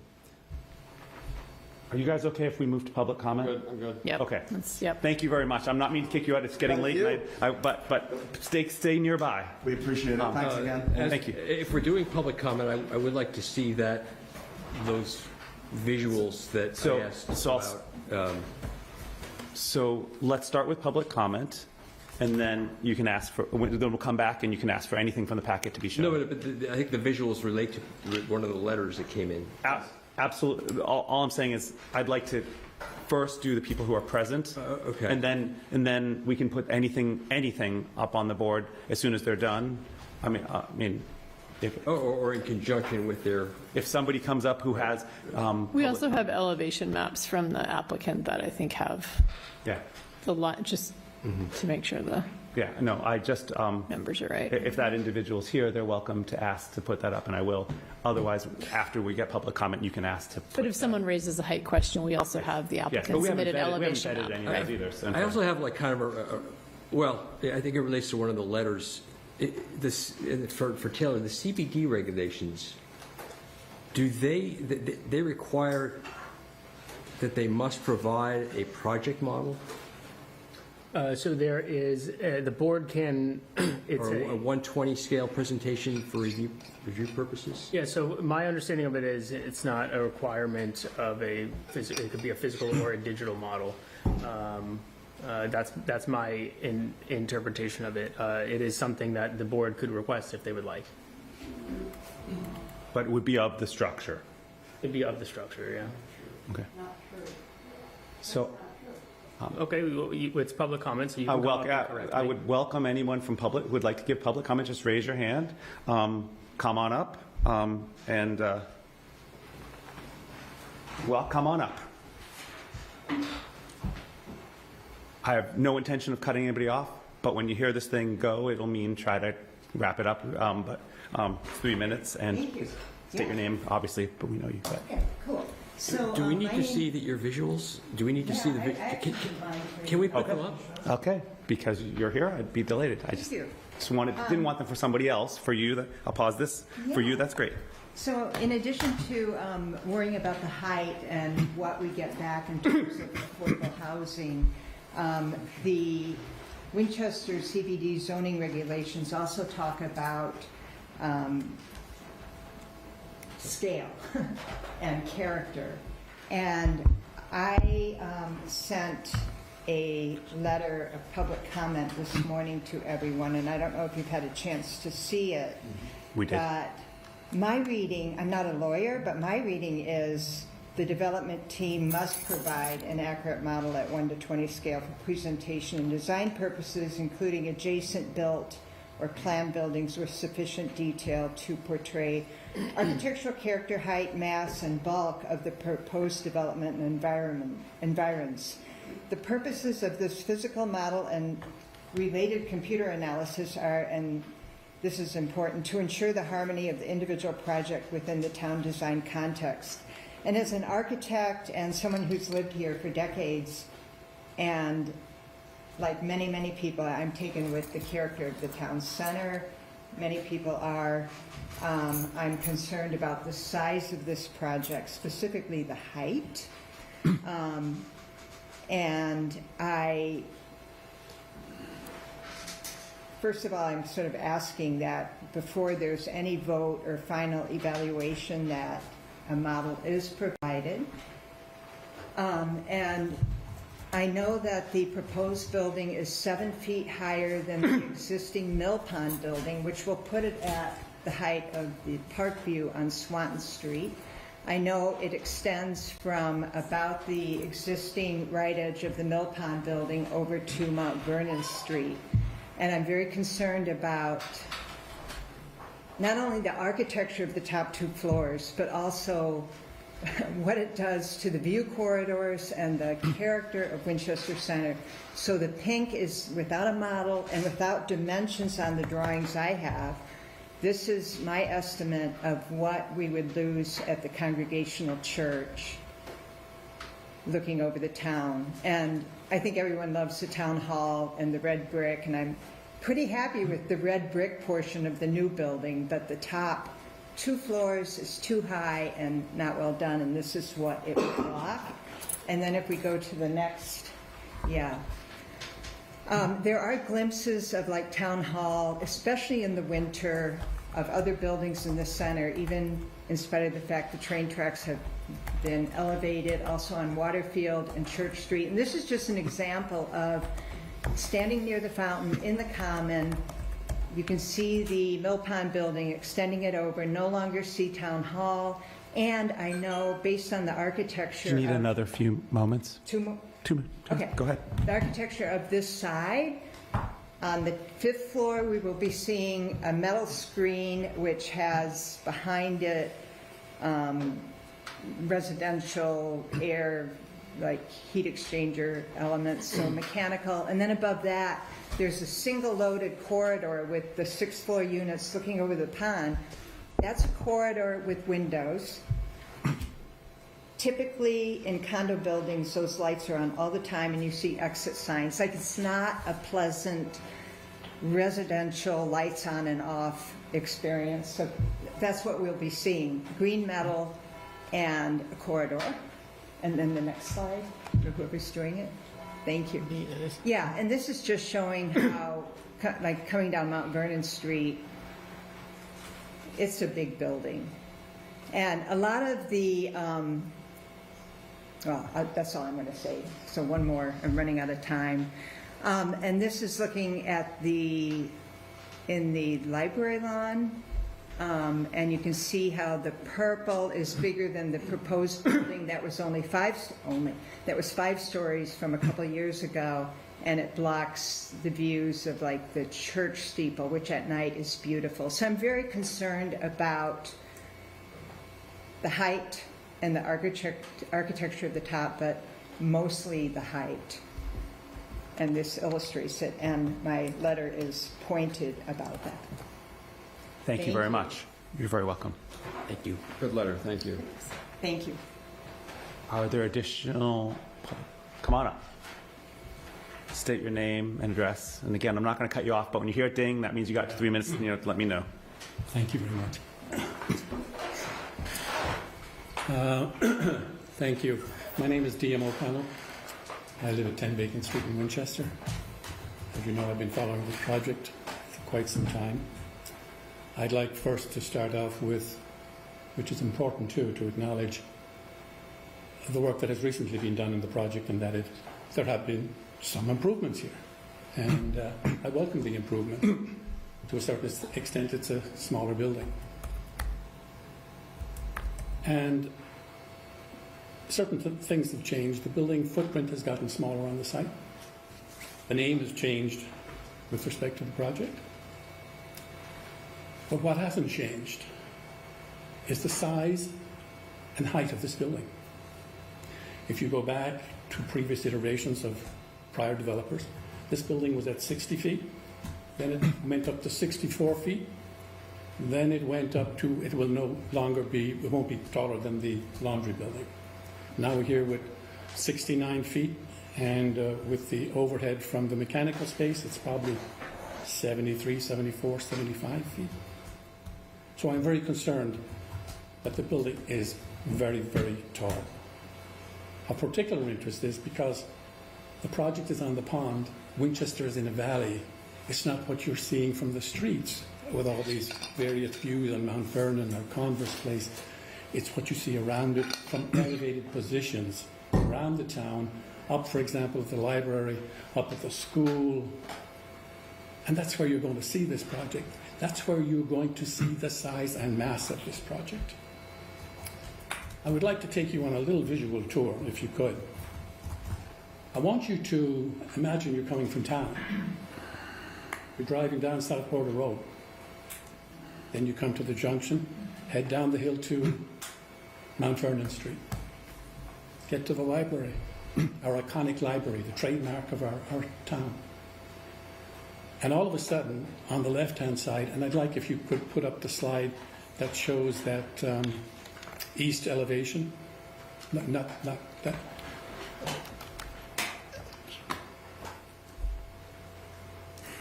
So the east elevation. Yes, that one will start, for example. Okay. The east elevation on top. That mass of a building, 69 foot tall, is 200 foot long. 200 foot long. It is a Great Wall of China. Believe me, I've been in the business long enough. You can develop all these images and perspectives to see oblique images of views from the street. When you come down past the town hall and see that. Do you need additional time? Please. It will obliterate the town hall. It will obliterate the downtown. Think for a minute. Coming down, let's say this evening, and you come down the hill, there are approximately 80 windows, and some of them are large patio-type windows, all lit up.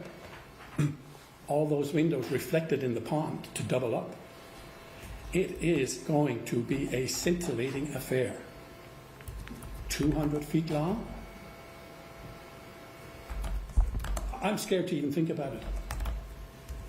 It is totally, totally going to transform this town forever. What I did see from some of the images that the architect has done a fine job in certain regards, you know what it screams out to me when you see the 4 stories of brick and you say, you know, that sort of all fits in, that's nicely detailed, I like that. But when you get to the smorgasbord of the top, oh my God, what are we doing here? This is where if somebody is going for extra height, we want to sort of make it serene and pacify it and quiet. And here we have this celebration of a ziggurat on top of this building. it's just not right. And, you know, it upsets me. And I would like to reiterate what the previous speaker said in terms of, as I said, you could, I won't say manipulate images, but you can use images in the profession to favorably dispose something towards what you're trying to sell. A model, a real model, that you can see and feel and touch, that you are allowed to ask the developer to provide or mandated to be determined, that will tell you the secret here. And I'm just encouraging you, please, please, if it's the only one thing I say tonight, please get a model of this thing and then see what is it that's proposed for this town. Thank you very much. Thank you. Thank you. Come on up. I'm going to take one more public comment. I see one hand raised, and then come on up. I only see one. And then we'll, unless there are people dying still to speak, we'll try to continue on. So, Maureen Meister, 3 Meadowcroft Road. I was on the planning board when we passed this. This is not what we contemplated at all. And I know the PUD certainly was the one place where there was some wiggle room, but we also had some confidence that the board would also just look at it and say, well, we can do this much, but because we're getting something, as you said, get something back. But 69 feet, no way. It wasn't. I mean, look at the rest of the heights that are in the CBD and that are in this particular East Core. This is so far out of bounds that it just boggles the mind. Let me go, though, for something more general. As we were told, your project model is required. It's the development team must provide. It's not may or maybe it's up to you. You were supposed to do that. And this was something that we worked long and hard on. It's multiple pages, and it took many, many, many months. So, and we also hired people to do this. So, in the end, the question is, these are regulations. You're supposed to know, and if all of you can't, we do ask the planner to review all this so that you really are confident that you know what you're supposed to get. You haven't gotten it. And that does go back, by the way, to the prior applicant with the other project. This is law. And if the community can go forward knowing with confidence that what's in the zoning bylaw, what you've passed, there were design issues relating to that other project that you guys clearly aren't discussing. You should be looking at the law and assuring us as members of the community that you are here to uphold the laws of the town. And you do need help, I agree. I wouldn't say as you come in, you're lay people, you're elected, but we really do depend on you to look at what's in these laws and what you're supposed to be expecting from your applicant and where you can deny a project. Because you can. If you're not getting what you're supposed to get under your laws, the laws of the town of Winchester, you should be denying. At some point, it's over. You start over and you get a project that works. Thank you. Thank you very much. Last public comment, and then I promise whoever has the crying baby will be the first order of business when we're done. That is my promise. Thank you. I'm Lee Wooten, 7 Dix Terrace. It's really very straightforward. I'm reiterating what you just heard. The top 2 levels, the building's too tall. The top 2 levels of metal boxes, mechanical units, and cell phone antennas are going to loom over the town center. Coloring the metal as a sky tone and cherry-picking the perspectives misrepresents the visual impact of the height of the building in a lot of the renderings that you're looking at. A model is required by the town regulations will provide a better understanding of the scale of the project's height relative to the rest of the center. As proposed, the project, because of its height, will be the most obnoxious structure in the center. Please don't allow it to proceed at its current proposed height. Thank you. Thank you very much. Is there anybody desperately? No. So I'm going to close public comment, and we can talk about how we want to proceed best. Can I just make just an observation? Of course. Very, very brief. Of course. We're dealing with this height pressure, and we need to keep a sober view of this whole thing. We can't get too excited all at the beginning. We need to be looking at every aspect, and just the part of this height pressure is due to the fact that the bank hasn't lowered their price, and it's not our job as the planning board to bail out the bank. We need to look at this project in a sober way. Is the height the right height for Winchester? And we need to cross all the Ts and dot the Is as we go. I agree that it's not our job to factor in what the applicant needs to pay for the building to make it work. What we're trying to decide is, does it satisfy the bylaws that they can build this, and are we getting enough out of this building to what everybody's speaking to, authorize the additional height that's above what's allowed by right or by special permit. So I agree. I don't want to take into account what they're paying for it at all. It's not in my... Right, but we don't... I don't even know what it is. It's not. Yeah. It's not on my radar. It's not that it's not relevant, it's that as we questioned Paul last time, or I did, regarding the economics, and much as I think everybody on this board is troubled by the height, it's not economically feasible, as he said. Well, but that's not our business. I mean, I understand that, but it's not our business to whether it's economically feasible. If a lower height fine, is... he'll walk away, and we'll have nothing there. Well, no, we'll Except walk for away, the the bank will laundry lower the building. price, we'll get a new design.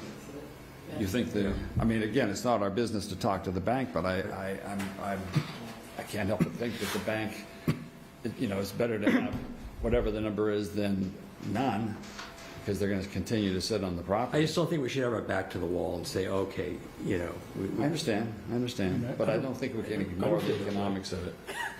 I don't feel like I have my back to the wall In terms of the height, in terms of having to approve the project, in terms of having to approve the height. approve any part of it, any aspect of the project. I mean, I don't have the sense that if I don't approve whatever the 70 feet, that, something bad's going to happen to the savings bank. Well, that's good. I mean, that's, I suppose that's a They good... got themselves into this, But I think we're being unrealistic if we ignore the economics of the situation. That's all I'm saying. But we're doing a huge disservice to the town if we no decide question. the building No parameters question. based on the I agree. economics, and I that's the agree. tension. I agree. I wish a representative of the bank had been sitting in all these meetings from the very beginning. I mean, John, you're probably the best informed here. If we decline this project, does that feed back to the bank and sustain, what happens? Everyone wants to throw 40B at us, but to me, that's an affordable housing project, so that's sort of a step up from where we are. I mean, they're going to... It wouldn't look as good, though. It's a pretty building. They're going to look for the most money they can get to... They're not going to hire Hazen either. Excuse me? They're not going to hire No, Hazen to do the job. no. I mean, they're going to do what they have to do to recover the money. I don't know, would they go shopping for someone who could do a 40B and make it work? Is that feasible on this site with the entire site being in the wetlands and all of the sort of, I mean, So there's if you take not. it that this is the footprint to work with, yeah, there is certainly a price at which, you can do it. It may not be the price they have negotiated now. Because remember, if this fails, we go back to the previously approved footprint, which is larger but requires offsite We can't go back to the mitigation. previously approved footprint. I'm asking Taylor for procedural, what, if this fails, where are we? Well, so that's still, that permit needs to be extended. Oh. I'm sorry, what? The original permit needs to be extended. It needs to be reviewed again. That permit expired. Oh, it expired? Yeah, Okay, yeah. so we could either use that or something else. We could extend it, but the economic feasibility of a footprint that requires offsite mitigation There are a and lot of reasons why that lawsuits. never got built. It's unfeasible. Right. So I'm saying, Jack's point is we're left with a laundry building. The point is we can't decide based on the economics, but like what does happen if we, I think the I mean, town we're just deserves to getting know a lot that. We're getting a lot of feedback on the height. And I don't disagree with the feedback. Yeah. I'm troubled by it too. But I'm trying to be realistic. Well, that's not, our task, again, is not the economics, although I think the town deserves to know our task is whether or not this creates such amazing unit development that we would really just blow up the height requirements for the CBD. I mean, is this filling sort of a deep enough need for the town that we feel pressured to be relatively egregious in height approval? I mean, that's the only decision we really like are And the sort of stuck on. ziggurat roof. Okay. Okay, I'm going to pull it back in. Taylor, since we got you here, what do you recommend as far as moving forward? It was never intended that we would have a vote tonight. The next steps is they are going to Concom on 14th. I'll attend that meeting so I can see how that proceeds. I guess that the best case scenario is we're continuing it to the 21st. I just want to know like we said to the previous applicants, I want to know what we're asking of the applicant. Yes, and just in case you say continued and Jack jumps on the motion before you say continued. I think the model ask is reasonable. I mean, whether it's a digital, I think that we've seen shadow studies, we've seen manipulative models where you can spin it around and say this is what it looks like. That's, sort of architecturally accurate, and we need some. I'd like to see a model. Is there a motion to that? Do we need to move that, or is that Move just to like request a model. I mean, if it's in the bylaw, you don't need to. Okay. Yeah, I don't think we need to. I think we just need to decide whether we're requesting that. We've seen them. I don't know if it has to be. Are we requesting that as, Get the third grade like okay, team. Consensus. All I need is consensus that we're requesting that. I wanted to make sure that We it wasn't just represent the you town, saying the you town wanted that. Oh, no, I agree with it. Yeah. Okay, so we're requesting that. Is there anything else that we're requesting of the applicant when they come on back on the 21st?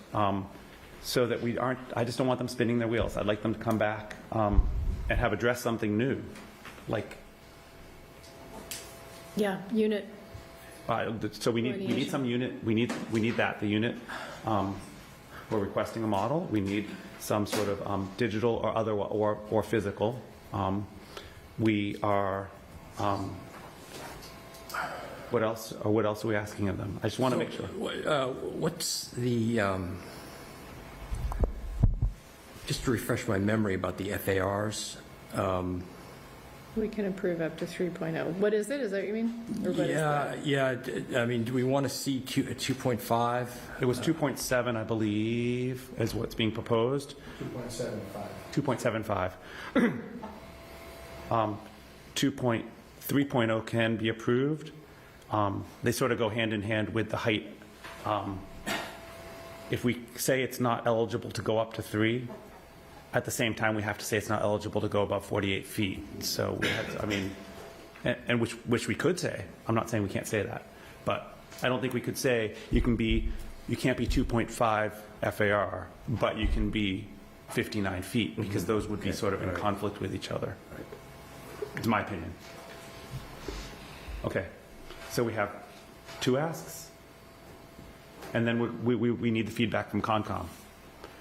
Is there any desire on this board to approve or vote a project without having an answer from Concom, at least some sort of direction from Concom? Do we want to be in the same boat we were in last time? No, I agree with you. No, we want to, no. Can Concom make are they just deliberating? Can Concom make their final vote without an approved plan? I don't know. Okay.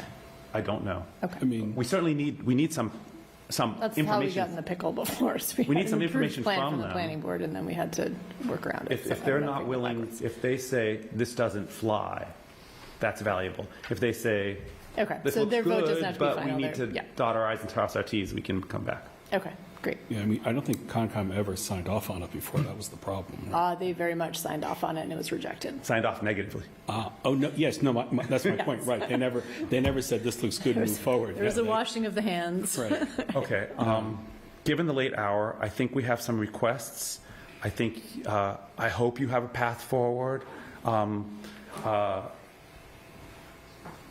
Anything else? Path forward, what do you mean? As path forward as far as that there's some requests from this board.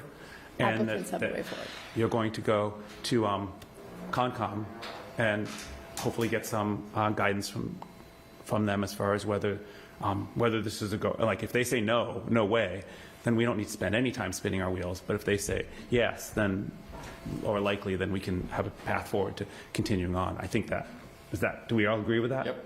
Sorry, it's late. I'm tired. Everybody in the room You're is doing tired. great. Yep, it's good. It's all good.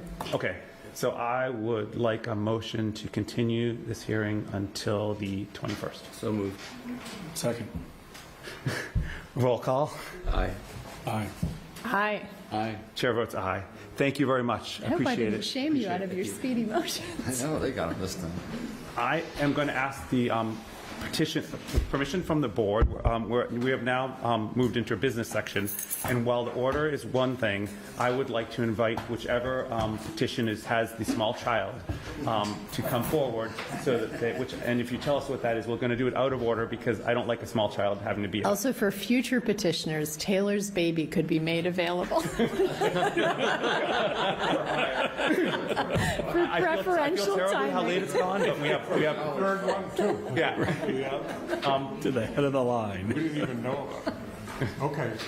So what address are you? What's the address? Washington What's Street. that? Washington Street. Oh, God, she's so gorgeous. So this is This Z25-22. baby. I This thought is you a meant Naomi. ZBA petition. I'm Naomi biased. And I'm going to just let Ian pull up. Washington Street. So, Hold on, I'm going to let Ian pull up that. And Ian, if you could kick off and tell us roughly what we're looking at, and then we'll turn it over and get you guys to introduce yourself after Ian just sort of kicks off what we've got here. Okay. And then we'll go to introductions after Ian sort of kicks off what we're looking at. And thank you for your patience tonight. We're here too. It's a long night for everyone. Why not? he's asleep. It's a long night for you because you have to think through all of them. We just have to Talking in sit the there. background. It's so soothing. So, We're going to let Ian just kick off. This is 23335 Washington Street. And Are there some easy pictures that we can see? Because it looks like Yeah, there's not a whole lot of an addition here, so. a nice exterior for the yeah, there's proposed. a nice exterior that I think Just see that nice summarizes. exterior view. I think that's really what you're going to find some value in. Yeah. I mean, there's one that's going from 3 to 5, and I don't understand that one, but this one is going from Can you 5 just- to 5 something. Can you show us the exterior shot of? Exterior shot. I think it's a, It keeps us scrolling down. Oh, it's on this side. The side-by-side photos, Yeah. or the elevation. There was a, What is it? Yeah, keep going down. Okay. Okay. oh, there we go, okay. that one and the next one I think was that one right there. I think Right. is- That's very That is the most informative. Okay. Okay. So Ian, we're looking for a. This is just site plan review. Helpful. It's special permit and site plan. Special permit and site plan review, and the That's reason nice. for the special permit is. The petitioners propose the construction of a vertical extension of an existing non-conforming 10.8 left side setback where 15 is required, a dormer that will exceed 50% of the roof plane, and construction that results in floor area greater than 3,600 square feet as applies to premises of 235 Washington Street. Fantastic. Thank you. Now, if you could introduce yourself. I'm Michael Holo, the architect. These are the homeowners. Hello, I'm Kayla. And they should explain why they're proceeding with this. I think it's very important. I mean, maybe not. I have just a quick question about the property. It's 5,000 now? Is it a two-family? Oh, the FAR? No, 5,000 square feet currently? It's in the memo. I think it's a little I'd more have to than that. look at It says existing square feet, 5,000 square feet. of the property. It's a floor. Square footage. Square footage. Of the property? Of the house. The whole house. Oh, the house, I'll have to get it out. It's in yellow. It's in yellow. It says it's 5. I just want to confirm that it's 5,000 Yeah, square feet. I have it here. I just have to open it. I don't have all the stuff. Well, okay. So it's a big house to begin with. I mean, is it two units put together? Two-family. So it's joint, or it's... Yes, Well, there are two addresses owned by the same home. Okay, okay. Just out of curiosity, Yeah, is there another family in the other unit? So it's his family Okay, lives in one side. Right. And then we live on right. that apartment. Oh, okay. All right, so it's 2,500 square feet per It's resident. it's adding about Not really. 600 square No. feet.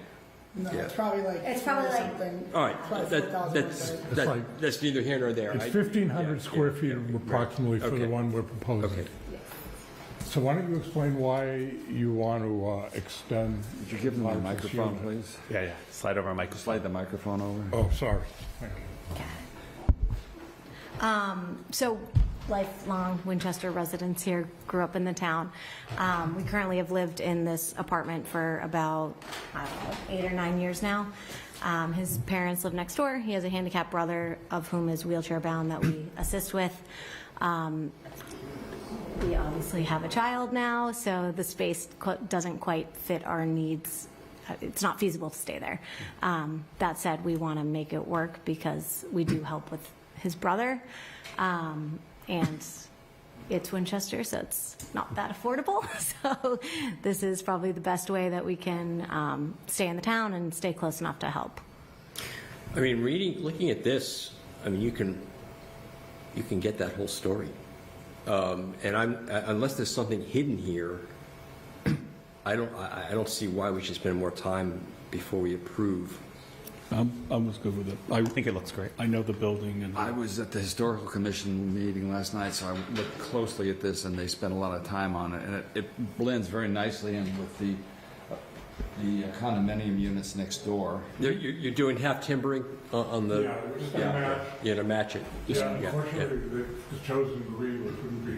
But, yeah, to coordinate with the Commission was very existing. favorably disposed towards this That's fine. project. That's fine. Yeah, it looks great. good. I like it. Okay, can I make a motion? Please do. I think I'd it like looks to phenomenal. move that we that we recommend favorable action on this project Because because it has no unfavorable, it does not have any no negative impact on the neighborhood. It's an asset to the. It creates additional. I don't know. No Value to the home, no negative no impact adverse on the impacts neighborhood. Right. No adverse impacts on the neighborhood. Okay. Is there a second on that? Second. All in favor? Aye. Aye. Thank you. Sorry you waited Second for set, 2 maybe. hours for that. Sorry It looks you great. waited so long. Good luck. Good night. Good luck at the ZBA. With that, thank you guys. Everyone else, thank you for letting them go out of order. We will move to Z25-20, which is 18 Chester Street. Is someone here for 18 Chester? Come on up. Thank you. And take a seat. I'll let Ian pull up the write-up, give us an overview on that, and then I'll let you introduce yourself. Is there also a nice picture that we can look at on the? Yeah, so there's the elevations presented by the architect. So Ian, what are we looking at here? Where is 18 Chester? It's in between, it's over by Washington and Swanson Development. It's like halfway between there and Morocco. Okay. And what's there now? Well, hold on. Let's let Ian kick us off, and then we'll let him introduce himself, and then you can ask any question you want. I promise. The petitioner proposed an attached garage and mudroom, which results in a floor area greater than 3,600 square feet, requiring site plan review as it applies to 18 Chester Street. Okay, perfect. So introduce yourself. Thank you. Sorry, we're late and we're tired too. I understand, but I empathize with all of you. I'm Peter Mitchell. I'm the homeowner, and my wife Claudia Mitchell is here till 8 o'clock. She had to return home for our 2 kids. We are residents of Winchester. We moved here about 7 years ago from California. My wife and I met in Boston, and we fell in love with the area.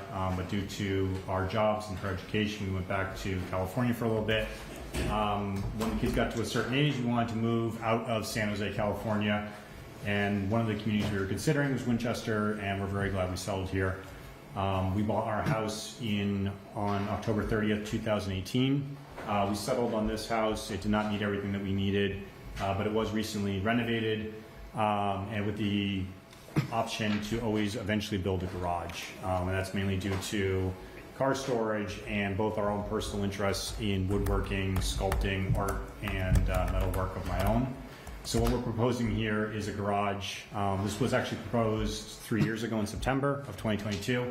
It's attached, but it was due to frontage, we were not allowed to move forward with 2 standalone buildings. I took a time off from that and actually renovated another house in Maine, where I'm originally from. We went back to our architect and we did our own study. The best way to attach it is to attach it via a mudroom. 22 Chester Street, which is just north of us, actually they bought within the last 2 years. They did the exact same design independent of us. So it's a standalone house with the mudroom attaching to a garage. I just have a quick question. So in the picture, it's right now it's a gray house. It's with a triangular pediment. But the first picture looks like the previous white house would that have been torn down? Yeah. So if you go to Google Street View, it's or Zillow or whatever, it shows this white house, and I'm just wondering, out of total curiosity, sure, was that totally replaced with the gray house? So we bought the house in this state. In this state, okay. And so my understanding, it was bought in 17 and gutted. It used to be, in essence, a story and a half. Okay. Again, the way I understand it was, and I can feel it, the first floor is slightly drafty, but the windows were replaced. Mm-hmm. Second floor and the full third floor are airtight, modern construction, modern that. And we bought it in 18. Okay. So they gutted it and just made this new house. Okay, but you just bought it the way it stands to that, yes. As it stands. Okay. What you're looking on the left is the way it was presented in the ad. Mm-hmm. The photo on the right was taken 5 weeks ago. Great. And the drawings, they look really nice. Yep. They're done by Don Anderson out of Lowell Blueprint. Where are those again? I mean, it was confusing to me how you were going from 3.7 to 5.9. So we're at today sub 3,000. Right. In terms of square footage, if you include porches, basement, and everything else, that based on the calculations, we're at that. The mud room is 30-something feet by 6 feet So you're including. So this new structure has a basement? No, it does not. Okay, but the original structure is 3. The original structure, if you do not include porches and the basement, is sub 3,000. Okay. So, but I guess on my cheat sheet here it says 3.7 per square feet. Yeah, the building department asked me to include porches and the basement. Oh, okay. Oh, all right. And the new area is 2,200 square feet in addition. With the mudroom, the first floor, and then what I consider personally a half story on the top, which is a 12 pitch roof, which is cold storage. Oh, okay. The workshop will be in the... It'll be in the back half. So what you're looking at... of the first floor. Yeah, so the 2-car garage is right there. And in essence, the car space will be the first 24 feet. The back 20 feet will be workshop space.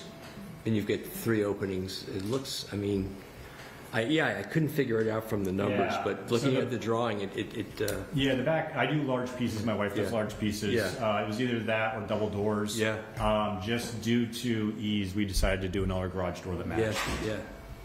So that rear garage does not have like a driveway to it. It's just landscaped. Yeah, there's no desire to ever put a vehicle back there. It's mainly meant to, in all honesty, it's mainly to bring in large slab pieces. Okay. So it's really a workspace. The back 20 feet, yes. What's not a garage? Correct. The front 2 spaces we do plan on putting 2 vehicles in there. And then the top you could use for work. Well, or I don't know. We're not sure yet what to do with it. There may be a possibility. The only design change, the historical committee and the design committee both made comments, not on this elevation, but the other side, to add windows within the breezeway to add more sunlight in. It is a very bland side, I could say.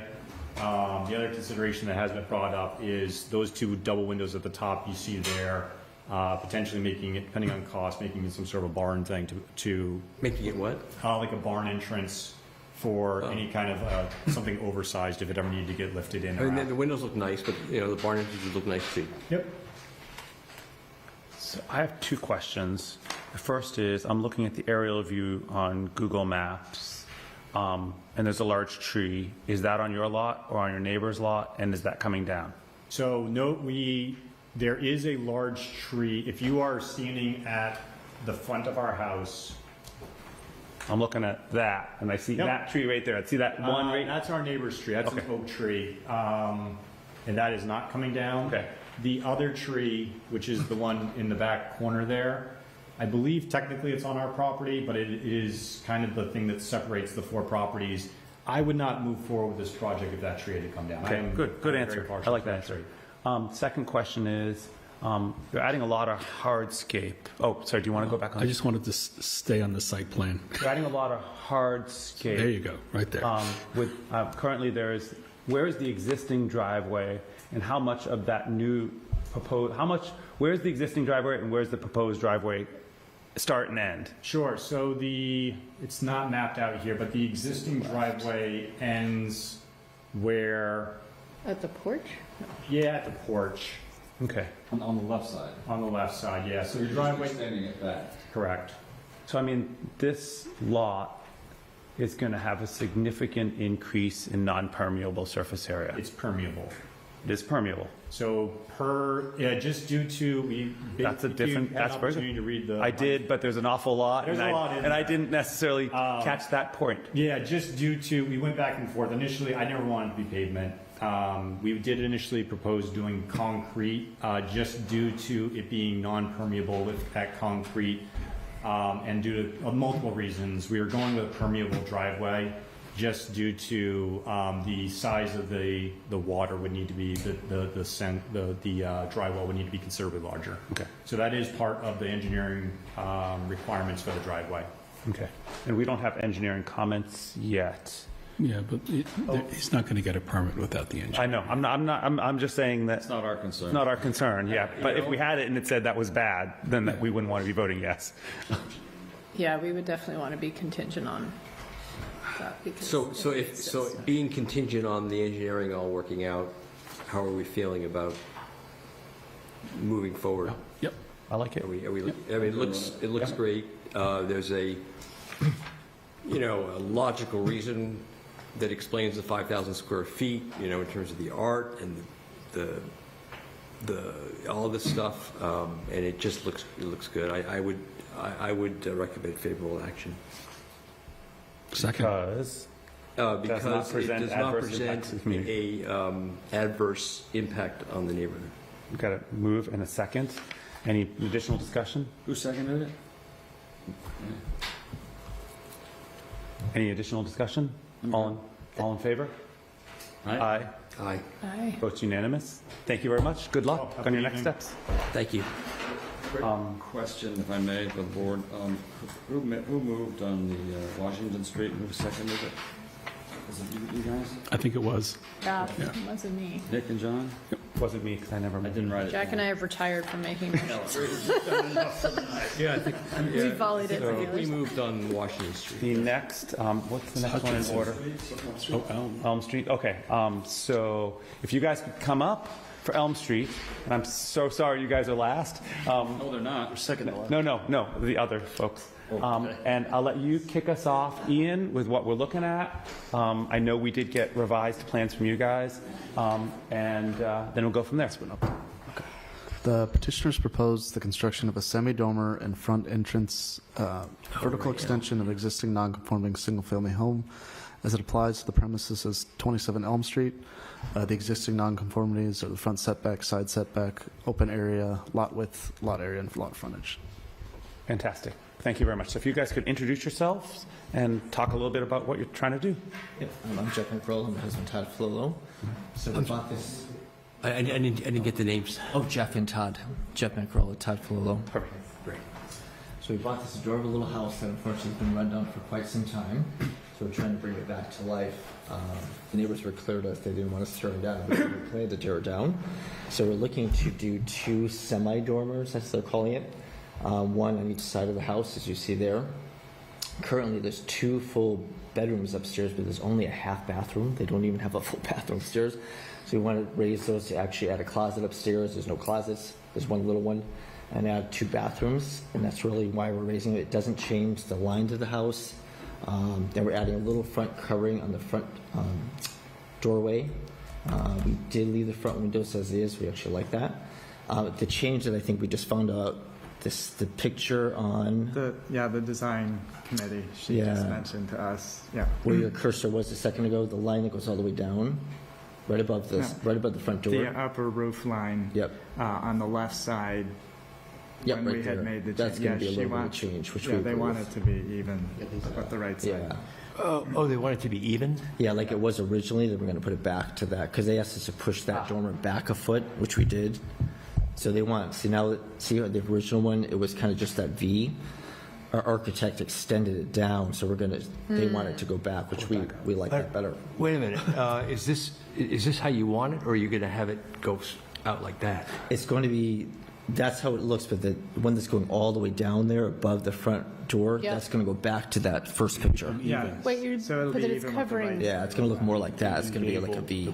Yeah. So you're still going to have the same, like the old part of the house is still going to have the pitched roof. Oh, yeah. Equal on both sides. And then you're going to make that thing straight? Or But do you lose part of the addition doing that? Wait, what are you going to do with that bottom part again? The over the door? Over the door, yeah. We're just putting that little covering over the door. So. No. With the roof line, though, what's going to happen when you get to the end of the old part of the house? We haven't seen how it is.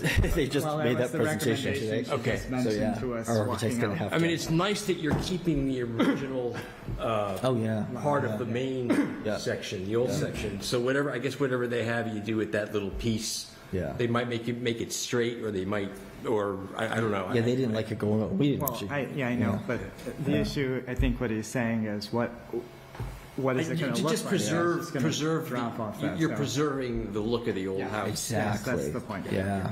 Citing everything. They want us to be preserved, which I agree with.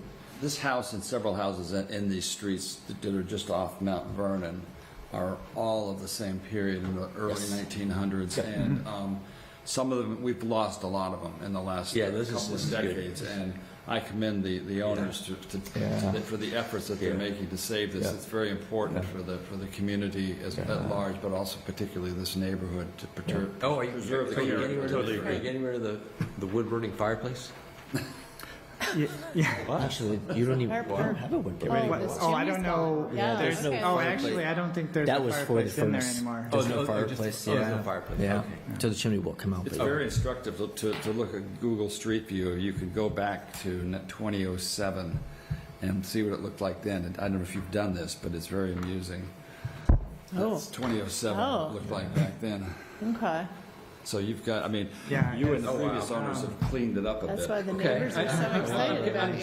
Jack, I'm convinced. So, do we need more information? Is there a reason there are no windows in the new addition? It's just such a straight, flat face. Is it partly because you don't want the neighbors in your? There, because it's so close to the other property. Oh, I see. Okay, so you're sort of like, hey, okay.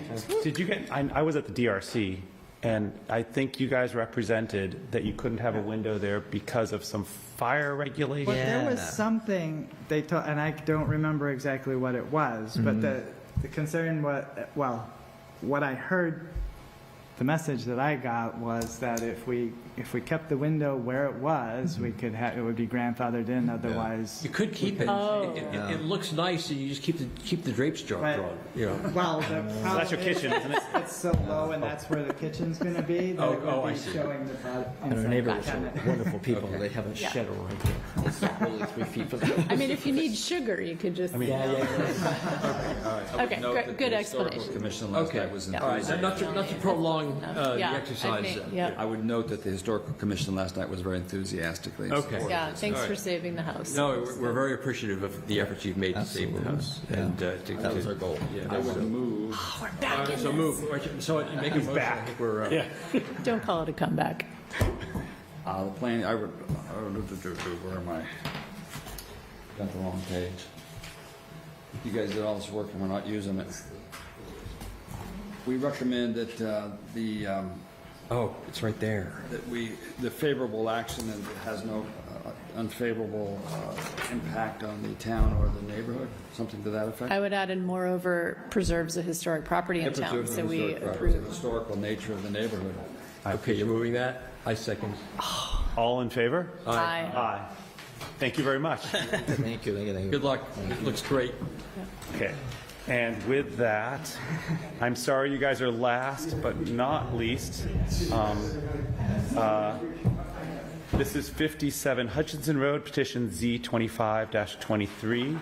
And I'm going to go exact same pattern we've been going. Ian, I'm going to let you kick it off, and then you guys can introduce yourself and tell us what you're doing. Okay. And I apologize for the late hour. Thank you for patience. Thank you. The petitioners propose the demolition and construction of a single-family dwelling that will not be located on the original footprint and will exceed the gross floor area of the original non-conforming structure as it applies to the premises on 57 Hutchinson Road. Thank you. So introduce yourselves, please. Sure. And, For the record, my name is Brian McGrail. I'm an attorney here on behalf of Lisa Gatneri and her husband Anthony, who are the owners of the property at 57 Hutchinson Road. Okay. Would you like me to? Yeah, please tell us a little bit what you're doing about. Sure. Thank you. Thank you, Mr. Chair, members of the board. So the Gatneris purchased the property at 57 Hutchinson Road within the past year. It currently has a ranch house situated on it. It was built in 1954. It has a couple of different additions to it. It's not in a great condition. It is at the far end of Hutchinson Road across from the golf course. So there are no neighbors across the street, just the golf course. As you face the house on the right-hand side is a fairly large colonial that was built, I would say, approximately within the last 10 years, and then there's a good size, I think it's a cape on the left-hand side. What they're proposing to do is to raise that existing ranch and construct what you see on the screen. We believe it's a very tasteful house for the area. It has good massing. It's not, a McMansion. I think it will fit well within the neighborhood. It has some good square footage. The footprint is the same as the existing house, and in fact, it actually improves the setbacks. The current house does not meet one of the side setback requirements, and this will actually pull it back. When you look at the open area requirements, this is in the Resident District A. The open area requirements are 75%. Currently, there's 84% open area, and as proposed, will be 81%.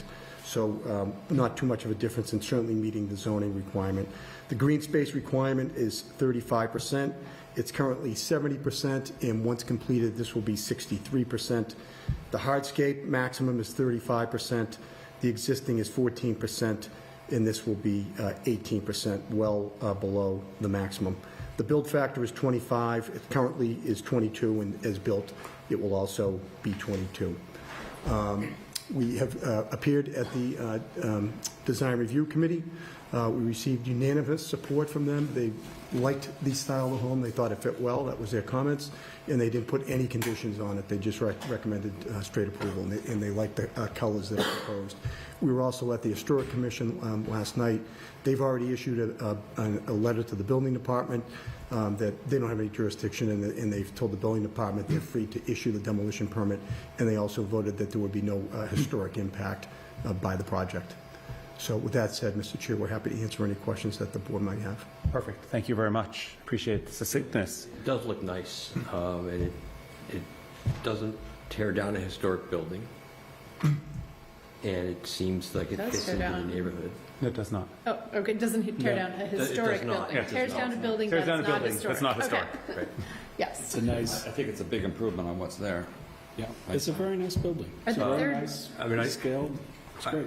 I think I voted against such a large building in the past because it tore down a historic building and it didn't seem to fit into the neighborhood, but I'm inclined, I guess, as much as I don't like the large houses, this is a nice house, and so it's a different set of facts. I have a couple of questions. You may have said it, and I may have read it, but now I'm tired. Is it meeting all the so I understand that the Yes. lot is not big enough. That's the pre-existing nonconformity. In the lot width. In the lot width. Yeah, that also. But the setbacks will meet the setback requirements? Yes, so currently, one of the setbacks is, let me just tell you which one, is you face the house to the right-hand side, the setback requirement, the side setback requirement in this district is 20 feet. So as you face our house, on the right-hand side, we're going to be 29 feet. And the existing house that's there today on the other side is 18 feet. We're pulling this back to 20 feet to meet the requirement. Okay. And it will also meet the front yard setback requirement and the rear yard setback requirement. I just want to make sure it's not increasing any nonconformities. And it sounds like the two nonconformities are the width of the lot and the size of the lot, but all other aspects, dimensional requirements will be met. Correct. Is that correct? Yes. Then- Am I reading correctly? You need to remove 9 trees to do this? I think it's actually 10, and we're planting 11. And 65 shrubs. And there's no way to preserve any of the 10 trees? We hired James Emanuel, he's a landscape architect, he inspected the trees, and I went out there myself, and they're just not worth saving, a lot of them. And they compromise the existing house, and they would make this like not possible. If you go out there, a lot of them are actually growing sideways in different directions. Oh, we hear all about the troubled trees of Winchester, but I've always got to make a pitch. But they are replacing them. You're planting. Are you replacing any of them with canopy type? Obviously, they won't be tall now, but any of them with canopy trees or ornamentals or what? I know it's all in there, but easier to just ask you than search. Any beech trees? I'm going to tell you. How many of these will flower by spring? What they're planting, okay, let me see, Carolina silver bell, white dogwood, Japanese red maple, Korean dogwood, sweet bay magnolia, pink flowering dogwood, Patagonia dogwood, and a downy, it looks like a shad blow. And they're all good size, they're all 2.5 caliber, 2 to 2.5 caliber. Okay. Any additional questions for the applicant? We are fortunate to have the adjacent neighbors with our, I don't know if they have any comments? Yeah, are you here for this? Or? No? Okay. Okay. Just to be I don't clear, wanna put you in the spot. I don't usually I knew invite, you were here. I thought you were here for for this. ZBA petitions, I don't usually invite them up here. No, but I just were aware they were sitting there. Yes. Is anybody prepared to make a motion? Very nice neighbors. Recommendation? So if you want to have discussion, I can kick them out of here. If we want discussion, if somebody wants to make them, if anybody wants to have discussion, I can kick them back off the table. No, I think it's pretty straightforward. Yeah, I think. So a motion would be nice. Move that The more tired we get, the more we're like, moved. will create no adverse impact on the neighborhood or the town. Recommend favorable action? Yes. Is there a second? I'll second it. Any discussion? All in favor? Aye. Aye. Thank you very much. Thank you very much, appreciate your time. Thank you very much. With that, it is wicked late, but we have a couple things that absolutely must get done, or else our town meeting warrant won't go ahead. We have minutes, which I'm going to pass over, so in case anybody leaves before that. I'm going to move right to the MBTA motion language discussion. We have in your packet, I think it's the last item in the packet, proposed motion language and background. I don't know if any of you have read it. We must vote to submit this by this week, or else this won't be on the warrant. In the motion book. So I welcome any feedback. I drafted this. The vice chair reviewed it, and it's pretty simple. What page of the packet? 146 and 147. Oh, wait a minute. Out of 82. It's mostly lifted from the rest of the bylaw, right? That's new. The only thing that's new is the background. It's the last page in the whole packet. Is the background is the only. Wait, the packet I have is only 82 pages long. It was updated. This would be Article 4, by the way. Article 4, and I updated it, but not on this. It was I too. understand, but it's Article 4. There's background language, which is pretty simple. I'm hoping to have this not be a long article at town meeting. See why it would be. I don't think it should be. Nobody can see why it would be, Jack, until it's on the floor. Famous of last town words. I meeting. know, sorry. I don't want to jinx it. If anybody has be anything nodding. they'd like to make a change on, we could discuss it. If not, I would welcome a motion to approve the motion language and background to submit to the town hall. So moved. Second. All in favor? Aye. Aye. The other thing that is a little time sensitive, I know we have other stuff we can get to. I sent around a memo we received today from schools. I don't know if anybody had a chance to read that. Quickly. We talked about this. It's not in the packet. I sent it out. What? What was the gist of the memo? The gist of the memo is We that talked about this before. we talked about it, but we did not vote. I'm going to pull up the memo. Right. The school committee has put forward an article at town meeting that is going to be for funding a GIS, funding for GIS, geographical information system, that will allow them to do work that they need to get done. And I was at one of their meetings, I heard they were doing this, and I said, we have GIS work that we'd like to get done. Why don't we get together and all get it done together? So we've had a couple of meetings behind the scenes. We had a meeting earlier this week, or maybe it was last week, every week is, and they sent us a memo today, and the intent of the article would be to allocate $150,000 from free cash to support consultation services for the school department and the planning department, with $100,000 to fund school department needs for GIS work and $50,000 for planning department needs for GIS work. What type of work is GIS work? I will Maybe that's Taylor. turn that over to Taylor, because it's something that we've been talking about doing, getting this kind of work move forward, but I don't know. What is GIS Yeah, work? it's using maps to analyze and create data. So it can be anything as simple as using GIS to create a new zoning map. And it can be as complicated as mapping, this might be of interest to you, mapping all of the historical structures in Winchester and using that data for any purpose you'd like. Our GIS capabilities are slim to none, and having any amount of increased capabilities only benefits not just planning, but the whole town. Right. And I have to ask, this has nothing to do with the Sanborn House carriage house. GIS does not. No. No. I like that you try to link it in wherever you can, but that's clever. So we have been asked if we want to do two things. One, we could support this, which would mean when it came up to town meeting, We I have would our name / planning board on it. Are we co-sponsoring it? Second would be, do we want to co-sponsor it? Yeah. The motion language is in here.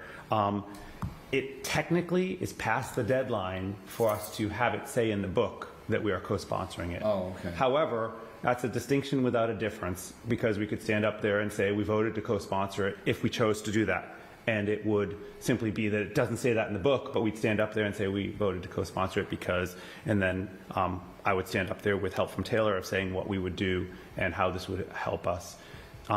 Having this together in one motion means that there are more people who want to get this work done, and it's more likely to get funded, each of our individual parts, than if we try to do it alone. And there might be some, it's possible there might be some synergy between the two if we use the same consultant, or if it's not impossible. Whereas if we do it on our own by ourselves, first of all, we won't get the funding on our own because everybody loves the schools, and there'll be no synergy. So I would welcome a motion to. I think we co-sponsor it because I think the strongest position we can take gives us a better shot of actually getting some of the help. We have an amended motion on the table at the outside, when we. Or I could simply stand up and say we voted to co-sponsor this, and we didn't make the cutoff. The motion, if we vote to co-sponsor this, I'm going to email them tonight and say, tomorrow probably because it's late, and say we voted to co-sponsor, and ask the town manager if they can, at least in the motion book when it comes out, add us, and if they can't, they can't. Right. No, that's good. Motion to co-sponsor the school committee's bill to get funding for a GIS consultant. Second. All in favor? Aye. Aye. Okay, those are the time-sensitive things I All right. had. Okay, do the rest of them next time, right? Is there anything else that we need to I get have done? something, I'll keep it under 1 minute. It occurred last night at the Historical Commission, speaking of the Carriage House. The Historical Commission would like to form an ad hoc committee to explore means to save the building, perhaps with alternative ideas. And as a result of that discussion, we agreed to form an ad hoc committee composed of representatives of Historical Commission, Planning Board, School Committee, and Select Board, as well as a rep from the Historical Society. I wrote notes to Stephanie Menargi and Paris Bariani today, and they were both very receptive to the idea. Emily Dowling will represent the Historical Commission. I will represent the Planning Board. We would like to have the assistance at some point early on of the planning office, either Taylor or Leanne. And I need to nail down somebody from the Historical Society, but we have some solid ideas. We don't want the thing torn down. This is a short story. No, it sounds great. I mean, we're running out of buildings. I mean, I realize that there aren't that many left, and so we might as well do our best. That's our intent. So yeah. we want to nip this in the bud, say two things. Do we need a representative from this body? And is that you? Yeah, this is all ad hoc. I don't think we need a motion. All right, I support it. As long as, let's go around the table. Everybody support Jack doing this? I support Jack. So therefore, you also have our support as well, in case that means It's all something. very loose. We're just going to kick ideas around, and if we come up with something that the school committee seems receptive to, then we'll maybe have some action to take in support of it. Okay. That's all I have. Great. Thank you. Anything else that's pressing for tonight at 10 o'clock at night? And I'm happy if we have, I'm happy. Do you have anything you want? No, I don't want to. Okay. I would welcome a motion to adjourn. So moved. Second. All in favor? Aye. Aye.